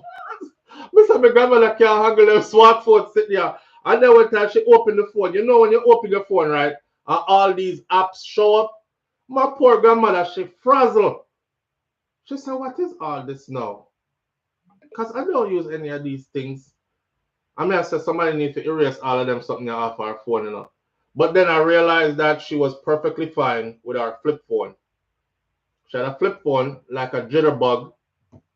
It had the biggest numbers on it. She couldn't miss the number them. Even if she did shake like a stripper, she couldn't miss the number them on it because that's all the phone have. It's just big numbers and that's it. Them phone there, you can't go up on the internet with them. You can't do nothing with them. You just dial and talk. And my granny was good with that. But we did try to get her up to speed and up to the time in a new time and it wasn't working. Yeah. We have some patience with the elderly people them too. Because elderly people are, you know, they're slowing down. Their body is slowing down. You know, we still can't go fast. Them can't go fast like we. And we tend to be very impatient with them. I'm in the grocery store. I see an old woman do our groceries. I mean, she's truly old. She gotta be. If I was to estimate this woman age I'm about to talk about, she's probably 100. But me know so she probably like 80 something, 90 something, you know. But me I say she like 100 because she that old. She take her time and she can show her grocery them. She pass her grocery them to the girl on the conveyor belt that's doing the thing and she and a self-help checkout today. And she put her grocery them up the conveyor belt and she sit down there and she watch this woman scan every piece and bag up every piece. And then when the woman done, me in a hurry, you know. I'm like, when the woman done, she has stare upon the woman, so. She had a little shake like that. She has stare upon the woman, so. I'm in my mind, I'm being impatient. I'm what? She's staring at the woman like that for, you know? She said, take out the money and pay the woman, yo, and move out that way so I'm in a place to go. Something said, stop being an animal and just relax. The lady moving slow. You know what she was doing like this for? She was waiting for the cashier to tell her how much it was for the grocery. Now, mind you, said come up on the something next to the cashier where them the screen them turn to you, it tell you how much it is. You young, you moving fast. I go, I give my cashier the stuff. By she scanning my stuff, me already take out my card. I don't move with cash. And after half of the time, I don't move with cards either. But me at the store. So me have card. Me take out my card and I'm ready. That means as soon as she done, number pop up, I pay, we go. She's just like this. Watch this, watch this. She'll shake, right? The lady tell her how much it is. She said, okay. I go in our bag. No, she'll go in our bag. So I'm hurrying. I'm like, oh my God. Lady like the lady, you never expect to pay. Eh? I'm eating myself, you know. I'm like, you never expect to pay for the grocery. At least have your damn money out of your bag. It took her forever to get in her bag. Watch it, Joe. Watch this. Watch this. As soon as she come up out of her bag, she come up out of her bag like this. One pen. I should go back down in her bag. Come back up out of her bag. One checkbook. I said, blood clot, man. This woman, I'm now the whole of the line them in a grocery store long now right there, so you can't come out of your line and oh I see a shorter line. You're in your position, you have to go in. I'm like, oh my God. Every time I'm trying to rush, somebody is here to slow me down, which is a life lesson, by the way. Because if you notice, every time you rush go somewhere, somebody in front of you slow you down. That could be God's way of saying, hey, chill out and relax. Watch this. Hold on, I have to finish telling this. So she come out with her pen, and then she go back in for her checkbook, and she come out, she put the checkbook, I see when she had her tongue like this, and she put the checkbook down on the counter, and she look, and she asked the woman, how much you said it was again? I'm like, move. And you want to say I try to manipulate the pen to fill out the check, for sign, forget. In my mind now, me a cussing up, because I'm saying, who use check to pay for grocery in 2024? So I'm telling y'all right now, man, have some patience out there with the elderly. Yeah. Them sweet. Me love them. And I hope that I live long like them live. You know, the goal is to get old. And time will slow you down. Call back, caller. I'll answer your call. But it's how she go. I say, yes, she'll pull out the card and pay now. Me I get to go. And she come out with a pen. So the fuck she going with a pen? Pardon my language. She pull out a checkbook. And she holding up the damn pen and the checkbook like this. And then she put them down up in it. I start right. That's age, man. That's it. Any one of us live long enough, we're gonna be there one day. Yeah, we're gonna be there one day. So you pay, right? No, me never pay for that one day because she can't pay. She can't pay. She could pay for her groceries, but I didn't pay for that one. I ain't gonna lie and say I did. I could have though. I should have said, you know what, just let me handle this. You can go ahead, mama. You good. But I didn't. I sat there and she did the whole show. And take our time, write our check, and then you know when you rip out the check out of the book, because she had the shakes, so she had tried to rip the check and rip it out of the book properly. Boy, it was a process. Between her writing that check, signing it, and ripping it out to hand it over, I was over it. Inside of myself cursing, but reminding myself also that, you know, chill out. Chill out. Onika St. John says, on the plane, have a wonderful day, everyone. Safe flight, Onika, and have fun. Lady J said, have a safe trip. All right, safe travels. Everybody is saying safe travels to you. All right, next one we're going to talk about this morning. Watch this story out. Call out, wish you would have called now before we go into this new story. Sick and Twisted is what this one is called. Sick and Twisted. When you listen now. Sick and Twisted. A nude photo. This is where in our headline this morning it says, nude photo sent to the wrong person. You can imagine you as a man, you take a picture of your stiff prick, and instead of sending it to your wife, you accidentally send it to your mother. Yo, you can imagine it. You send the picture to the wrong person and your mother get the picture. You as a big grown man, you underneath, you send to your mama. Jesus Christ. Or you as a big grown woman say you do sexy time with huzzy and skin out and send a picture of your mother. And you end up on your mother. And your mother said, Jesus Christ. Lord, deliver me. Me never know. Say, and that's who this stays. So Jesus. What do you say after that? What do you say after that? How you know what? Okay, but this one is a little bit more serious than that, right? All right, so a nude photo, a nude photograph mistakenly sent to her mother in October was how a parent of an Immaculate Conception high school student found out that a male teacher at the all-girls institution was allegedly sexually involved with their 14-year-old daughter. I think she go send teacher a skin out picture and accidentally send it to her mother. 14. So I saw them find out, say she involved with somebody who she has sent naked picture to. Jeff, just try to make it happen to you. Oh, quick drop before me start that story. I kind of story are too serious. Hold on it. Wait. Let me sip this water. Oh, give me a second. 1 second there.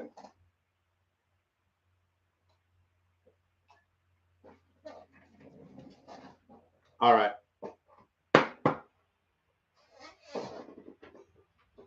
Listen, one time, right? One time me and Shakira were arguing, right? I'm left for work. Now, mind you, I'm working in, this time I'm on contract and I'm working in a long-term care facility out in Texas. And the long-term care facility, they want to send me to our next long-term care facility. But they wanted to vet me first through the phone. So I'm in a line of text with healthcare professionals, right? So everything is supposed to be well proper. So while I'm texting with this lady, she's like, is this your specialty? I know you do OT, but is this your specialty? I'm going to tell her, I say, yes, this is my specialty. The geriatric population is my specialty, blah, blah. We are text back and forth. How do you feel about traveling out to this location? We'll take you from that facility, and then we'll do the rest of your contract with you, or we'll start over a new contract for you. Would you want to be here for 2.5 months, or do you want to just do a continuation of, because I was already at the facility for about 4 weeks when them decides to them want to send me to our next facility who can't get nobody out there if I was willing to go. The money was sounding good and everything. So I text back and forth to the people there. In the meantime, I'm switching back to text to Shakira because we are cuss each other, right? We are cuss. I'm a cuss, one long cuss, you know. You know that this is the bullshit that I can't take, and you pissing me the, I mean, I use my F word in there, you're pissing me the F off. Listen, I don't think this is working out, blah, blah, blah. I mean, never realize I mean, hit send. I send it to the head therapist at the new facility that I was supposed to be going to. So, me did that. I mean, I want to know how come everybody just stopped sudden. Nobody is texting me back. Shakira ain't texting back because she didn't get the damn text. Because a little woman will fire up, you know. You say anytime you think say you can cuss more than she, just know say she a Jamaican woman, right? And she well saucy. So me just leave it to her because but sometimes I'll be pissed off, so me just start up PR fire and just left her and make she catch fire. It's like, I don't know, it's a strategy I use. Okay. So she not text back. This time me don't know. And the woman from the facility stopped texting. And I'm like, how is she not replying to me? Can I just tell her what my specialty is? And I agreed to go out there, you know, and the pay sound good and whatever. Half of the day gone. I look on my phone. Nobody not texting back. I go back and I text them, go look. And realize that I sent the cuss out text to her. So I immediately sent, please disregard, right? It was way too late. She already read the text. I said, please disregard. That was not meant for you. She said, absolutely. Absolutely. I know it was not meant for me. Disregarded. But in my mind, I think, disregarded my ass. What she really wanted to say is, oh my God, you use that kind of language? What? Listen, man, yo, hot up my head right now, y'all, man. Just a fuck with my vibes. I'm tired of this. Listen, blah, blah, blah. I'm sending off a text. Big and bold. The text got to the wrong person, my friend. Lucky for me, she didn't use it to judge me because they did transfer me out there and I enjoyed being out there. It was so back to that story. Hey, you have to be careful who you send stuff to here. I tell you right now, you don't want to send it off. And I did that too. But I did it through WhatsApp. When we did that travel, Shakira was back in Florida and I was in Texas. And we did do the sexy something. And she not like send no naked photo and them something there. I said, babes, how long me up on the road? You know, I said, me need something. No, I forgot go live or something like that. Because you know, I want to choke the chicken and them kind of something there. So, fire off one of my hood picture. Send the friggin' hood picture to my mother. But I lucky say me catch it quick. And I lucky say it's on WhatsApp because WhatsApp allows you to unsend. And WhatsApp will ask you unsend for you or unsend for everybody. So I unsend for everybody real quick. Then my mom text back and said, you sent me a message and then you erased it. What were you trying to say? What were you trying to say, son? I'm glad she never see it. Because anyhow it was straight messenger, I would have been frigged because you can't unsend straight messenger. I just gone through. Or if you unsend, the only unsend for you. In the unsend for you person where you send it to. Right. So me I try sending like a sexy something through WhatsApp and me send it to my mother. I was sleepy as hell. I was tired. I used to just go do work at the facility and then go to the gym after and go home, go lay down. I'm tired. Plus I was eating wrong. Not eating wrong, I was eating on purpose wrong. And it drained my energy. At the time when the lady was telling, my patient was telling me to wake up. Because in the middle of doing a routine, I was like, one more. And I'm younger here. Oh my. Are you okay? I'm gonna jump up like this. And she was like, you need to go get some sleep, honey. Coming in, they cut out all carbs and I was only eating lettuce, tomato, and cucumbers and chicken, baked chicken. That's it. I mean, I am the same thing every day. Because I say when I come off of the contract here, I go home with a new body. Seeing more six-pack muscle and everything. I hit the gym every day, you know. I mean, I murder wifey with it. I said, I make my plans, you know. Because that's what we do. That's what soldiers be doing when we go on deployments too. All we talk about when we reach home, when we are going to do to with woman and this, that, and the other, and when we are going to go first, go eat and then drink up and all kind of sitting. So I plan. So one more. There you go. Drop asleep in front of one of my clients. Just like that. Oh, she said you need some sleep, but she said you the one, you look like you the one who needs some therapy. That's what she said. You look like you the one who needs some therapy, and that woke me up. In my mind, I was like, oh shit.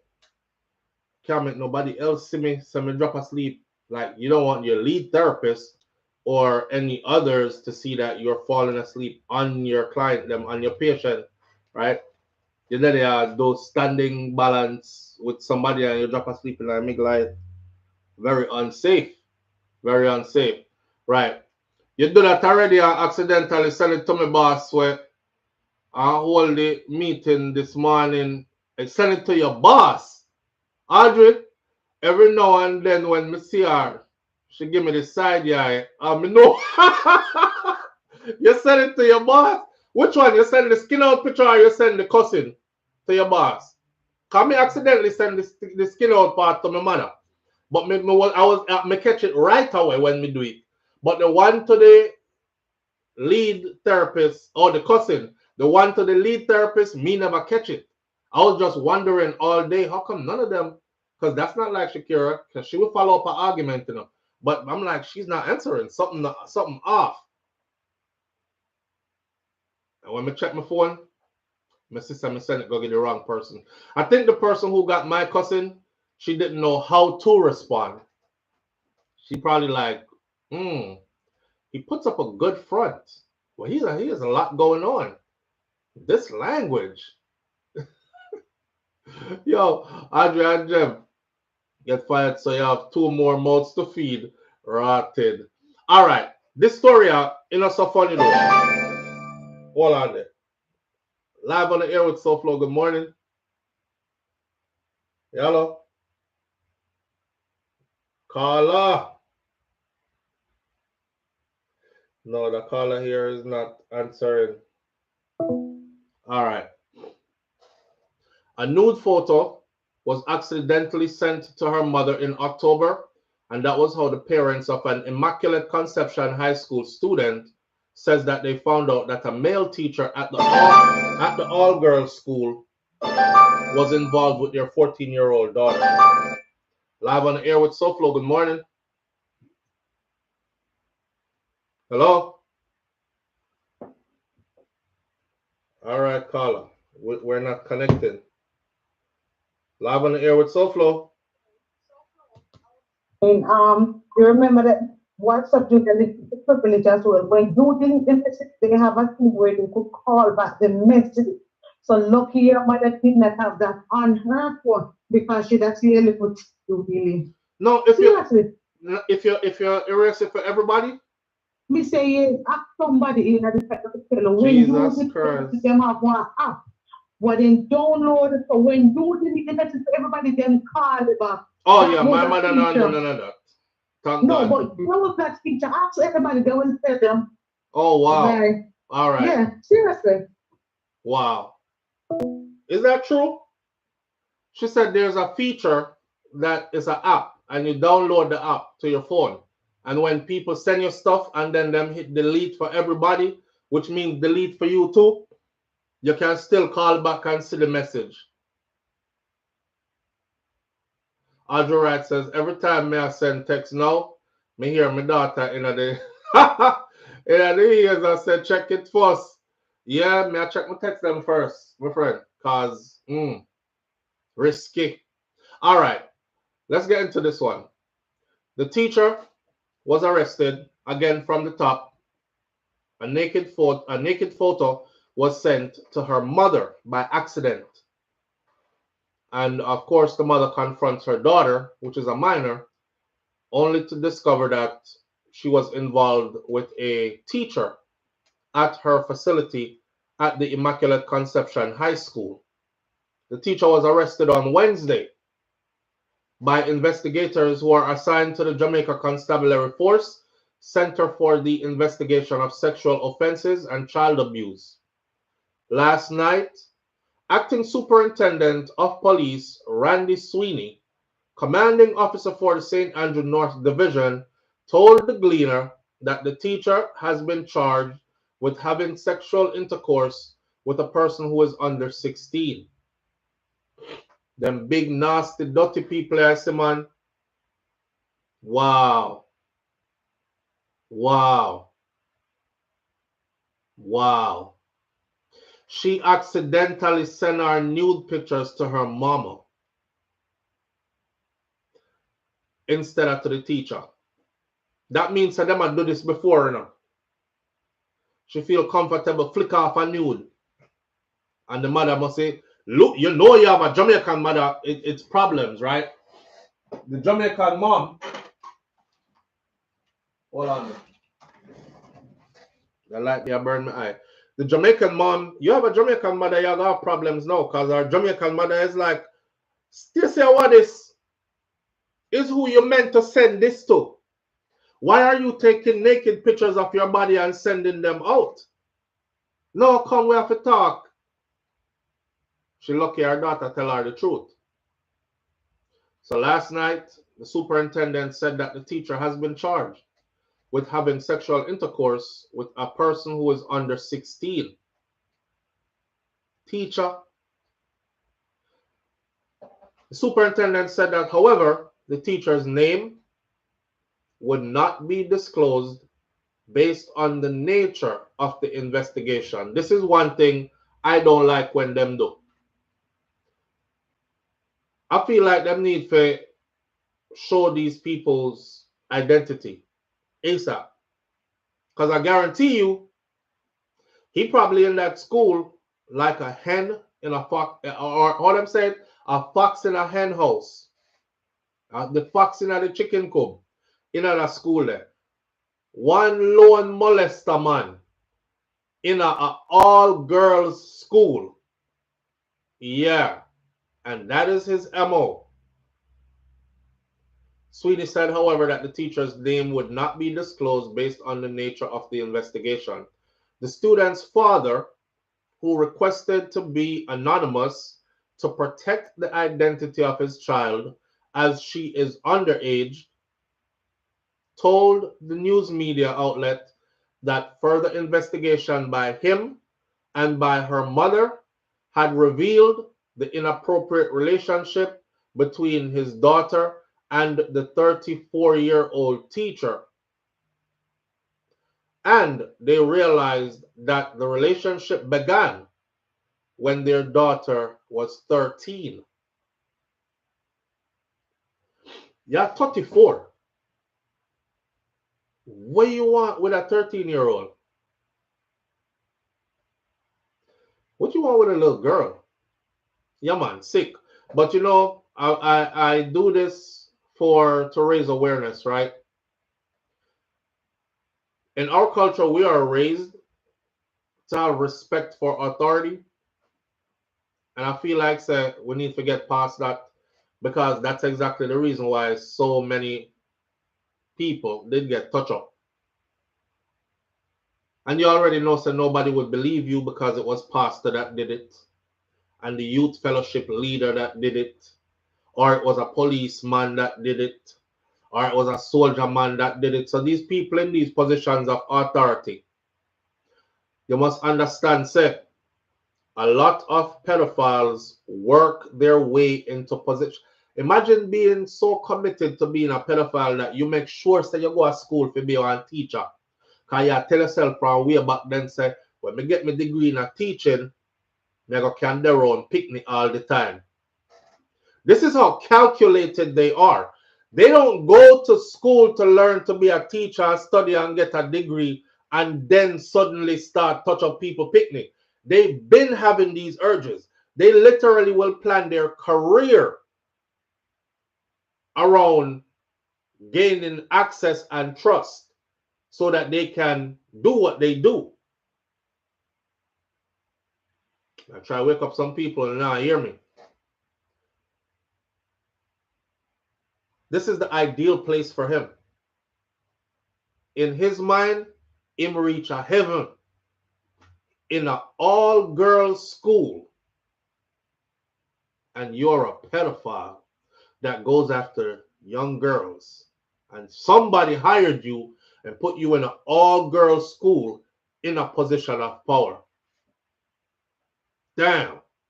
I'm pretty sure she another Anglo one. She is not the only one.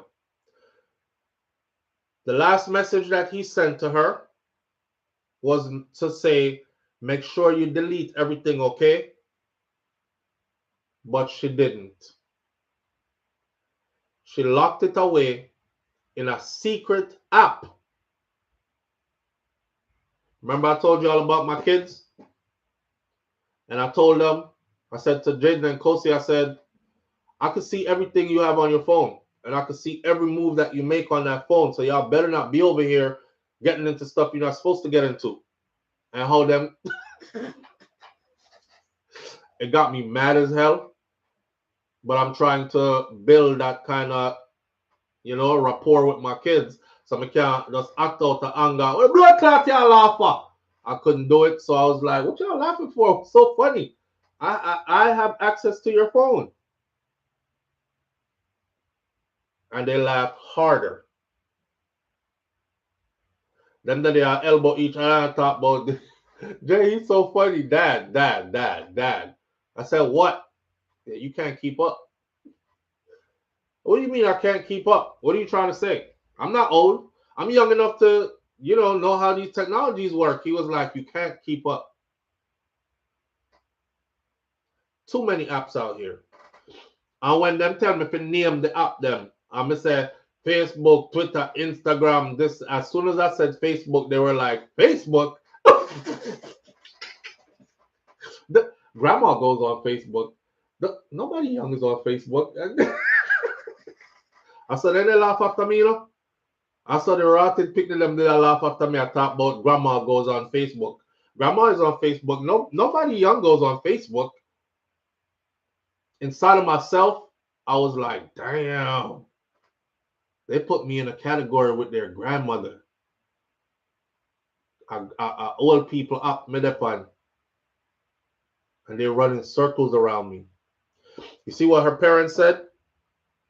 The last message she sent was a message he sent to her that said, make sure you delete everything. But she didn't. She wants to, I don't know if she's falling for her teacher or what, but she hid them away in a secret app. And the parents were able to find it. They were able to find the secret app and have it unlocked. So you can imagine what them seeing on that app there. Teacher hood picture. Them little daughter tun picture. The father said, we searched the phone and we found what we needed to find. All the nude videos and pictures and conversations. His Ross identity should be exposed. Tell me I'm wrong. His identity should be exposed.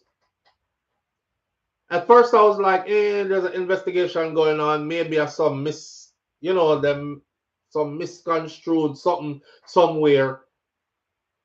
But if you have video and picture and voice notes and text proof, his identity needs to be exposed. Because me sure she ain't the only one.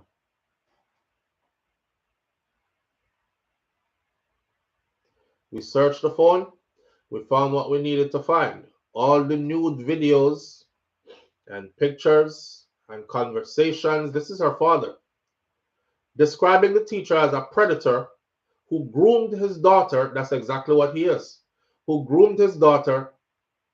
The father said that there were occasions when his daughter would go out with her mother and the teacher would be parked in the same area texting her. Infuriated at the uncovering of the alleged sexual relationship between his child and the teacher, the father said that the matter was reported to CISOCA, CISOCA, in November. The father said that no report of the incident was made to the Immaculate Conception High School. Why not? He needs to be fired immediately. Why wouldn't you all report it to the high school? In a statement on Wednesday, the Board of Management and the St. Andrew Bay School said that they were shocked and that they were saddened by the teacher's arrest. We were unaware of the allegations or of the issues prior to this incident. And like the rest of the community, we are surprised by this news, says the board leader. They said that further that they did not know the details surrounding the situation and they were awaiting information as the investigation unfolded. As this investigation continues, the safety and the well-being of our students remain as our top priority, and we are cooperating fully with the authorities to ensure that all necessary measures are taken to protect our school community. However, based on what we garnered from his daughter's phone, the father believes that the evidence against the teacher is overwhelming and he is hoping for a conviction. They have pictures. They have videos. They have the whole 9 yards. He's sick. He's twisted, said the father. A long-expected Jamaica Teaching Council bill, which will repeal certain provisions of the Education Regulation of 1980 and regulate the practice and professional conduct of teachers, is currently underway by a joint selected committee of Parliament. This is seeking to establish a governing body for the profession and institute a regime for the licensing and registration of all government-paid teachers. The legislation will give the council the legal power to immediately suspend and cancel the resignation of a teacher who has been charged with the disqualifiable offense, which would include sexual assault or murder or pornography or robbery or fraud. You want to tell me said that never in place already? You want to tell me that wasn't in place already? So this teacher can get to resign and run away from the problem before investigation is fully completed, or the school cannot lay him off based on what has come out so far.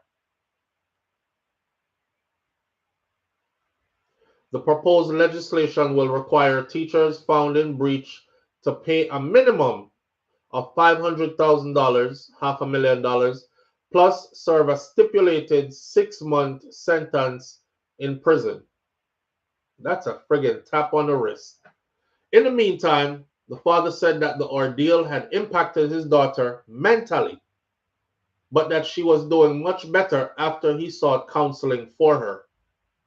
Despite efforts up to last night, the Gleaner was unable to get any further details on the investigation from the police officers. Listen,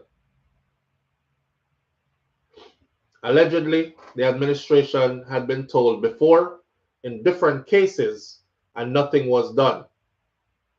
This may explain why the child's father bypassed the school. Truly shocking. And sexual abuse of underage or legally of age of either gender has to be stopped. Somebody says those iPhones and their secret apps. Shaking my head. The man that need figure. You know what's crazy? What's crazy is that the father has to say, he hopes. I hope we can get a conviction. Anybody right now who lives in the I know we have people here who are in the UK, Canada, all other places, but anybody right now who lives in the US, you can put it in the comment section. If a grown-ass man like this, right, was caught with a 13-year-old and he's a school teacher and they have video, pictures, voice notes, text, what is his punishment? What do you think his punishment would be? It certainly won't be no 6 months and no monetary fine. Oh, we can't fire him. Oh, we can't block his resignation. You know, when you resign, you get your pension. If your resignation is blocked, you won't get your pension. Kataja Empress says 5 to 10 years. Miss Goldie Robinson says under the jail. In Jamaica, it's this. Stop it, you bad boy. Go over there. Nobody now asks how much of them him do this to. They need to do a thorough investigation in that school because, trust me, the man there were others. There were others.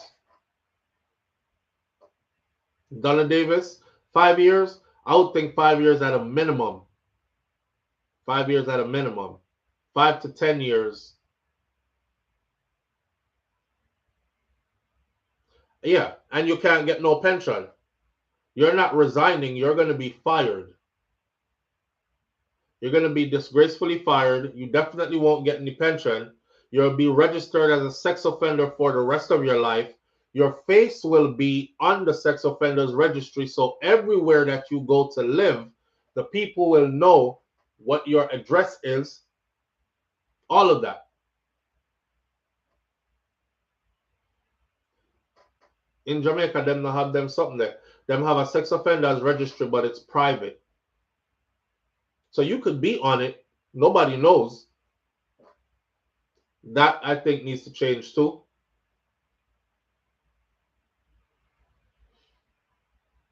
Emperor Stephanie says he'll be in jail for years, and his picture would be on the news and on the sex predators website. Absolutely. Bedroom Bully 27 GY says something happened in Guyana. It's coming like a third world country. Sickness. Well, I'm glad for her sake that her parents caught it. But you see how God works in mysterious ways, eh? I know somebody are going to say, well, God should have did stop him from doing nothing with her in the first place.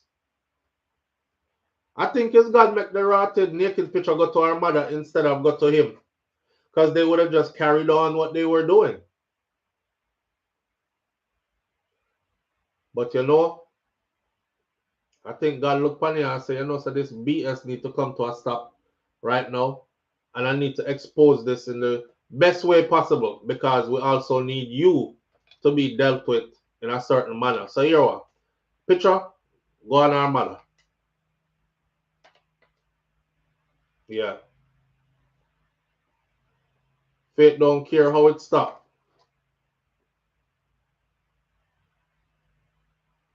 Kataja Emperor says, what is the purpose of the private sex offenders list?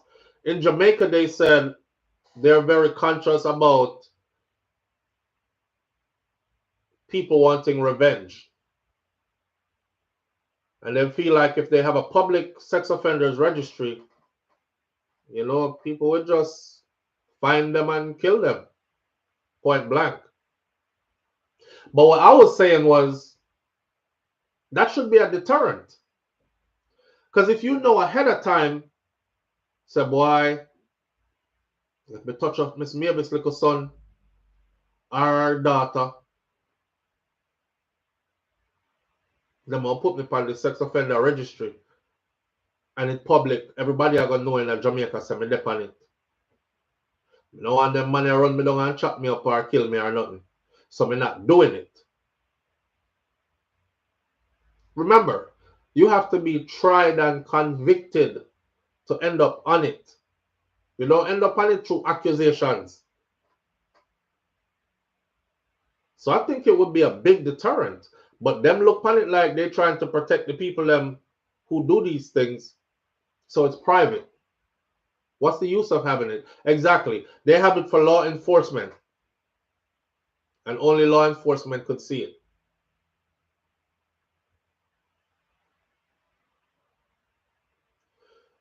The only person that would want revenge would be the family. I think is the family members. And don't they already know?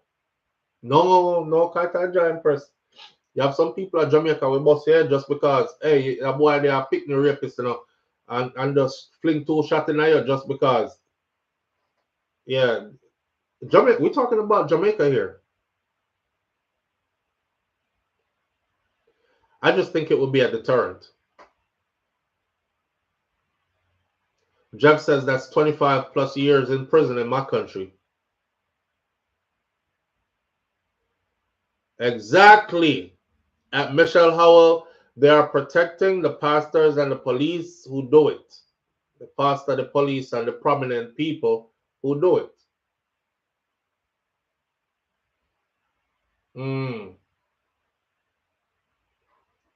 A lot of lawmakers and dignitaries are on that list, says Jeb. And we can't see it as the public, right? Sick. Sick. Last story for the morning. I want to take us out of here on a lighter note, though.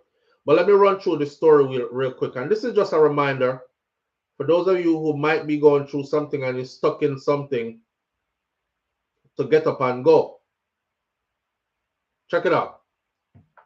For more than 25 years, Mary has carried both visible and hidden scars of a harrowing marriage that felt more like a prison than a partnership. But after enduring 13 years of domestic violence, she found the strength to leave, embarking on a journey of healing and self-discovery.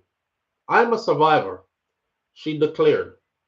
At just 22 years old, Mary got married, and in the early days of her union, it all seemed promising, but after saying I do, the facade quickly crumbled.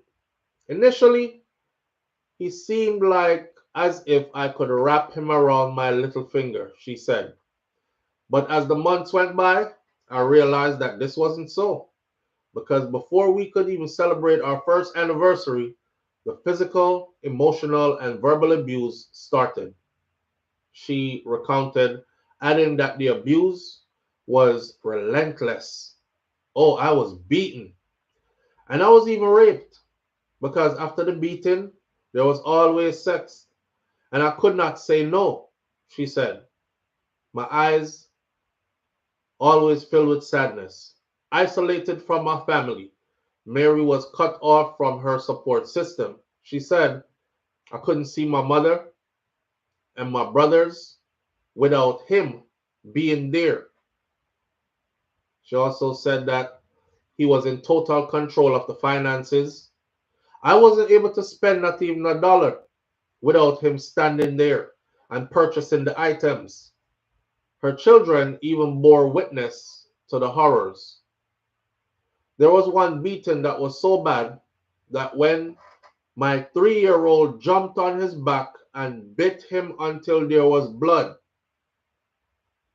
she said, adding that the constant abuse eroded her self-worth. You know, he would tell me that I was not worthy of love, and I started believing him. And the food became my comfort until I ended up weighing over 300 pounds. But her turning point came through her daughter, who at 12 years old spoke words that pierced her and pierced through her despair. She said to me, she said, Mommy, I have no self-esteem. How can you allow Daddy to do this to you all the time? And it was like the angels started singing to me. I just knew I had to save not only myself, but my children. So with newfound resolve, Mary made her escape.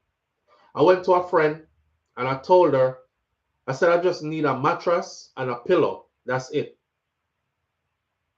Overcoming fear, she left and she began rebuilding her life. A job opportunity abroad further helped her in her comeback. I worked with Wendy's, fast food restaurant. And then I worked at thrift shops for 13 months. And it gave me the foundation to start again, she said. After returning to Jamaica, Mary filed for a divorce and confided in her family for the first time. They were shocked. From the outside, my marriage appeared perfect.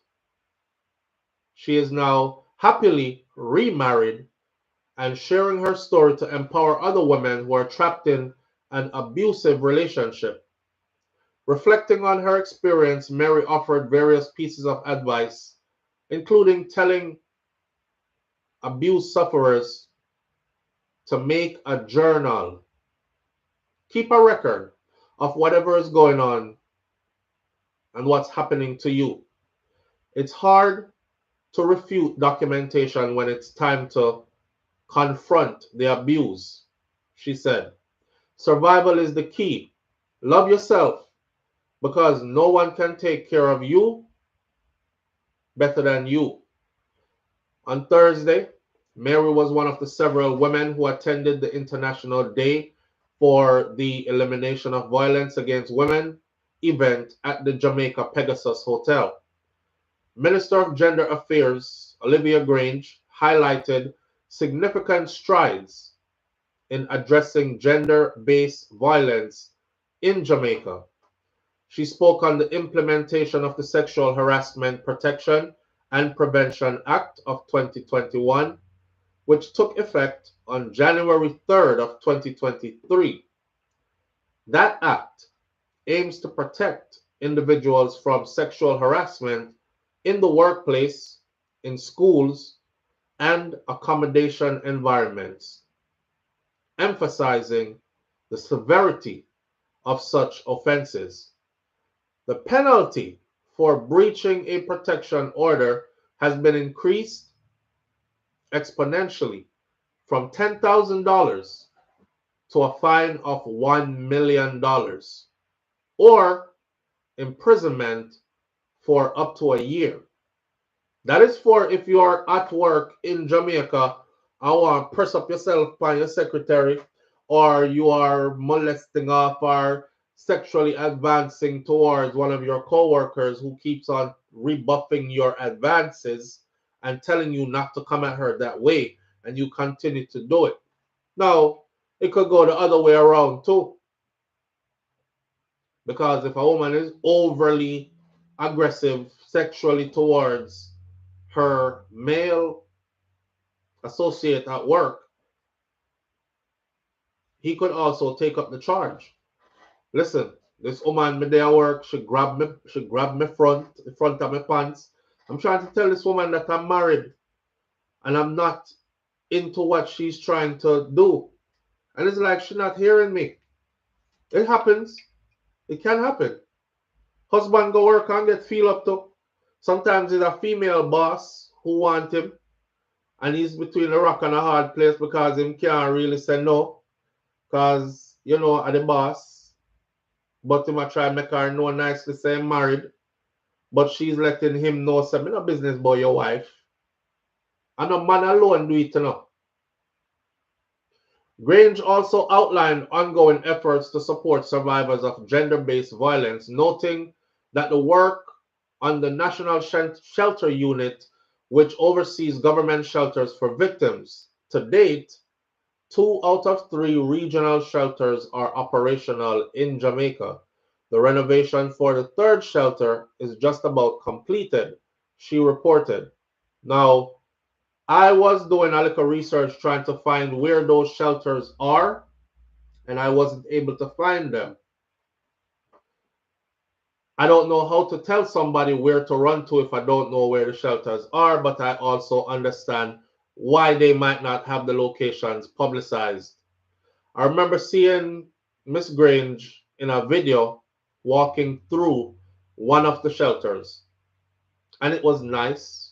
It looked very modern, well equipped, nicely furnished, and she said this is one of the places for women who are fleeing from danger and abuse in their relationship and they have nowhere to go.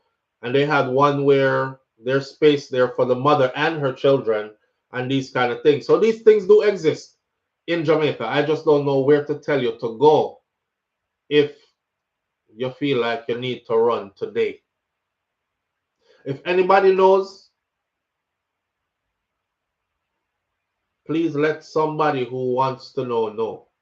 Or hit me up at SouFLoTV@gmail.com and let me keep that information on top just in case somebody hit me up and say, SouFlo, I can't do it no more.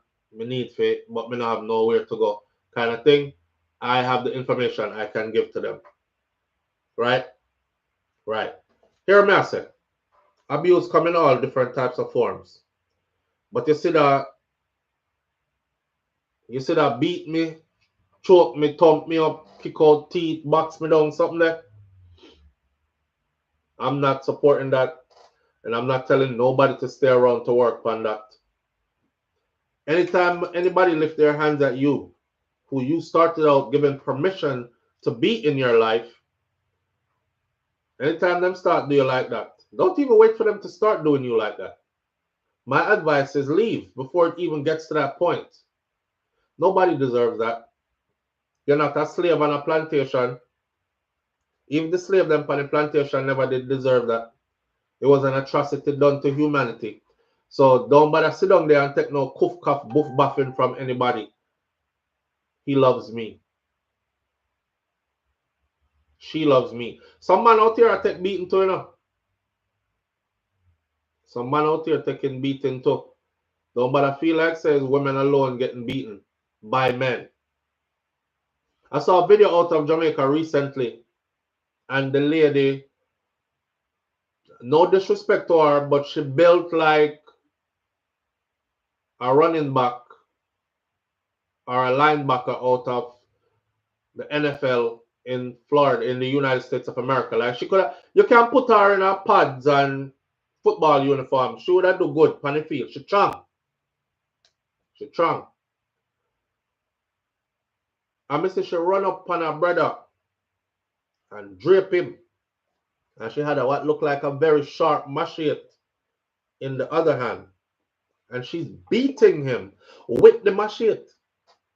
I mean, I said, the lady, I got chop up the man, you know. But she wasn't chopping him, but he wasn't getting cut. So I see these videos like all the time. So it's not woman alone get beat up. Man, I get beat up too. But me I telling her like this. If you find yourself in one of those types of relationships, run. And I'm going to tell you like I always say it, don't even pack nothing. Run. You can replace your shoes. You can replace your favorite outfits. You can replace your electronics. You can replace. Me see some people still talk about me not left because I me buy the TV we're in another room there. I end up getting mashed up in there. Me not left because I me by the bedroom set we're in there and you're not going to go sleep on it without me. Anytime I get somewhere else and I can move out all of my things, them no. Matter of fact, especially to the women, them, it looks super unsafe when y'all be telling these men that you're leaving and when you're leaving and all this stuff. We've seen too many of those cases where you just don't get to leave. Take care of yourself. Take care of yourself. You deserve better. Even if you're not a good person, you deserve better. You hear me just say? Even if you are not a good person, you deserve better. Nobody deserves to be choked and slap up and thumped down and cuff up, beat up. After nobody don't own you. All right. We're going to leave that one right there this morning. I don't want this live to go any further because there's just so much here to talk about. We can go on and on and on and on. I was told yesterday that the youth that got killed recently, Naya, his name is, they're fighting over his phone. Somebody did a video saying his father came and took the phone. The phone is an instrument to make money. His child is left without the daddy. Nicki Minaj and others have reached out trying to get to that phone so them can donate money and stuff. Them said Naya father gone with the phone. I seen one brother that did a video that said, brother, you need to carry the phone, go get the little girl mother. So now, while his death is fresh in everybody's mind, because everything is 9-day talk and done, you know. No matter how serious it is now, 9-day talk, done. On to something else. They feel like the mother should have the phone so she can make some money and, you know, support the daughter with. We're not going to chat on that too much now, but I'll just put it out there as a starter point for the next time we meet.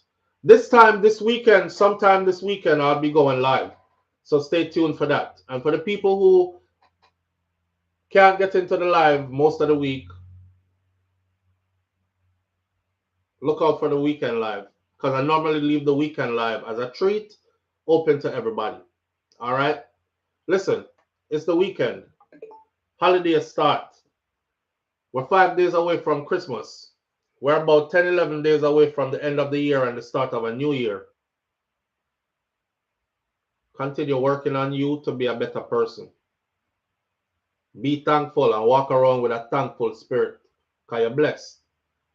You take a lot of talk. You, well, look yourself.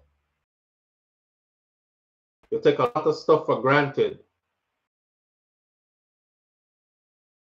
Big good. But blessed. I'm out. Peace.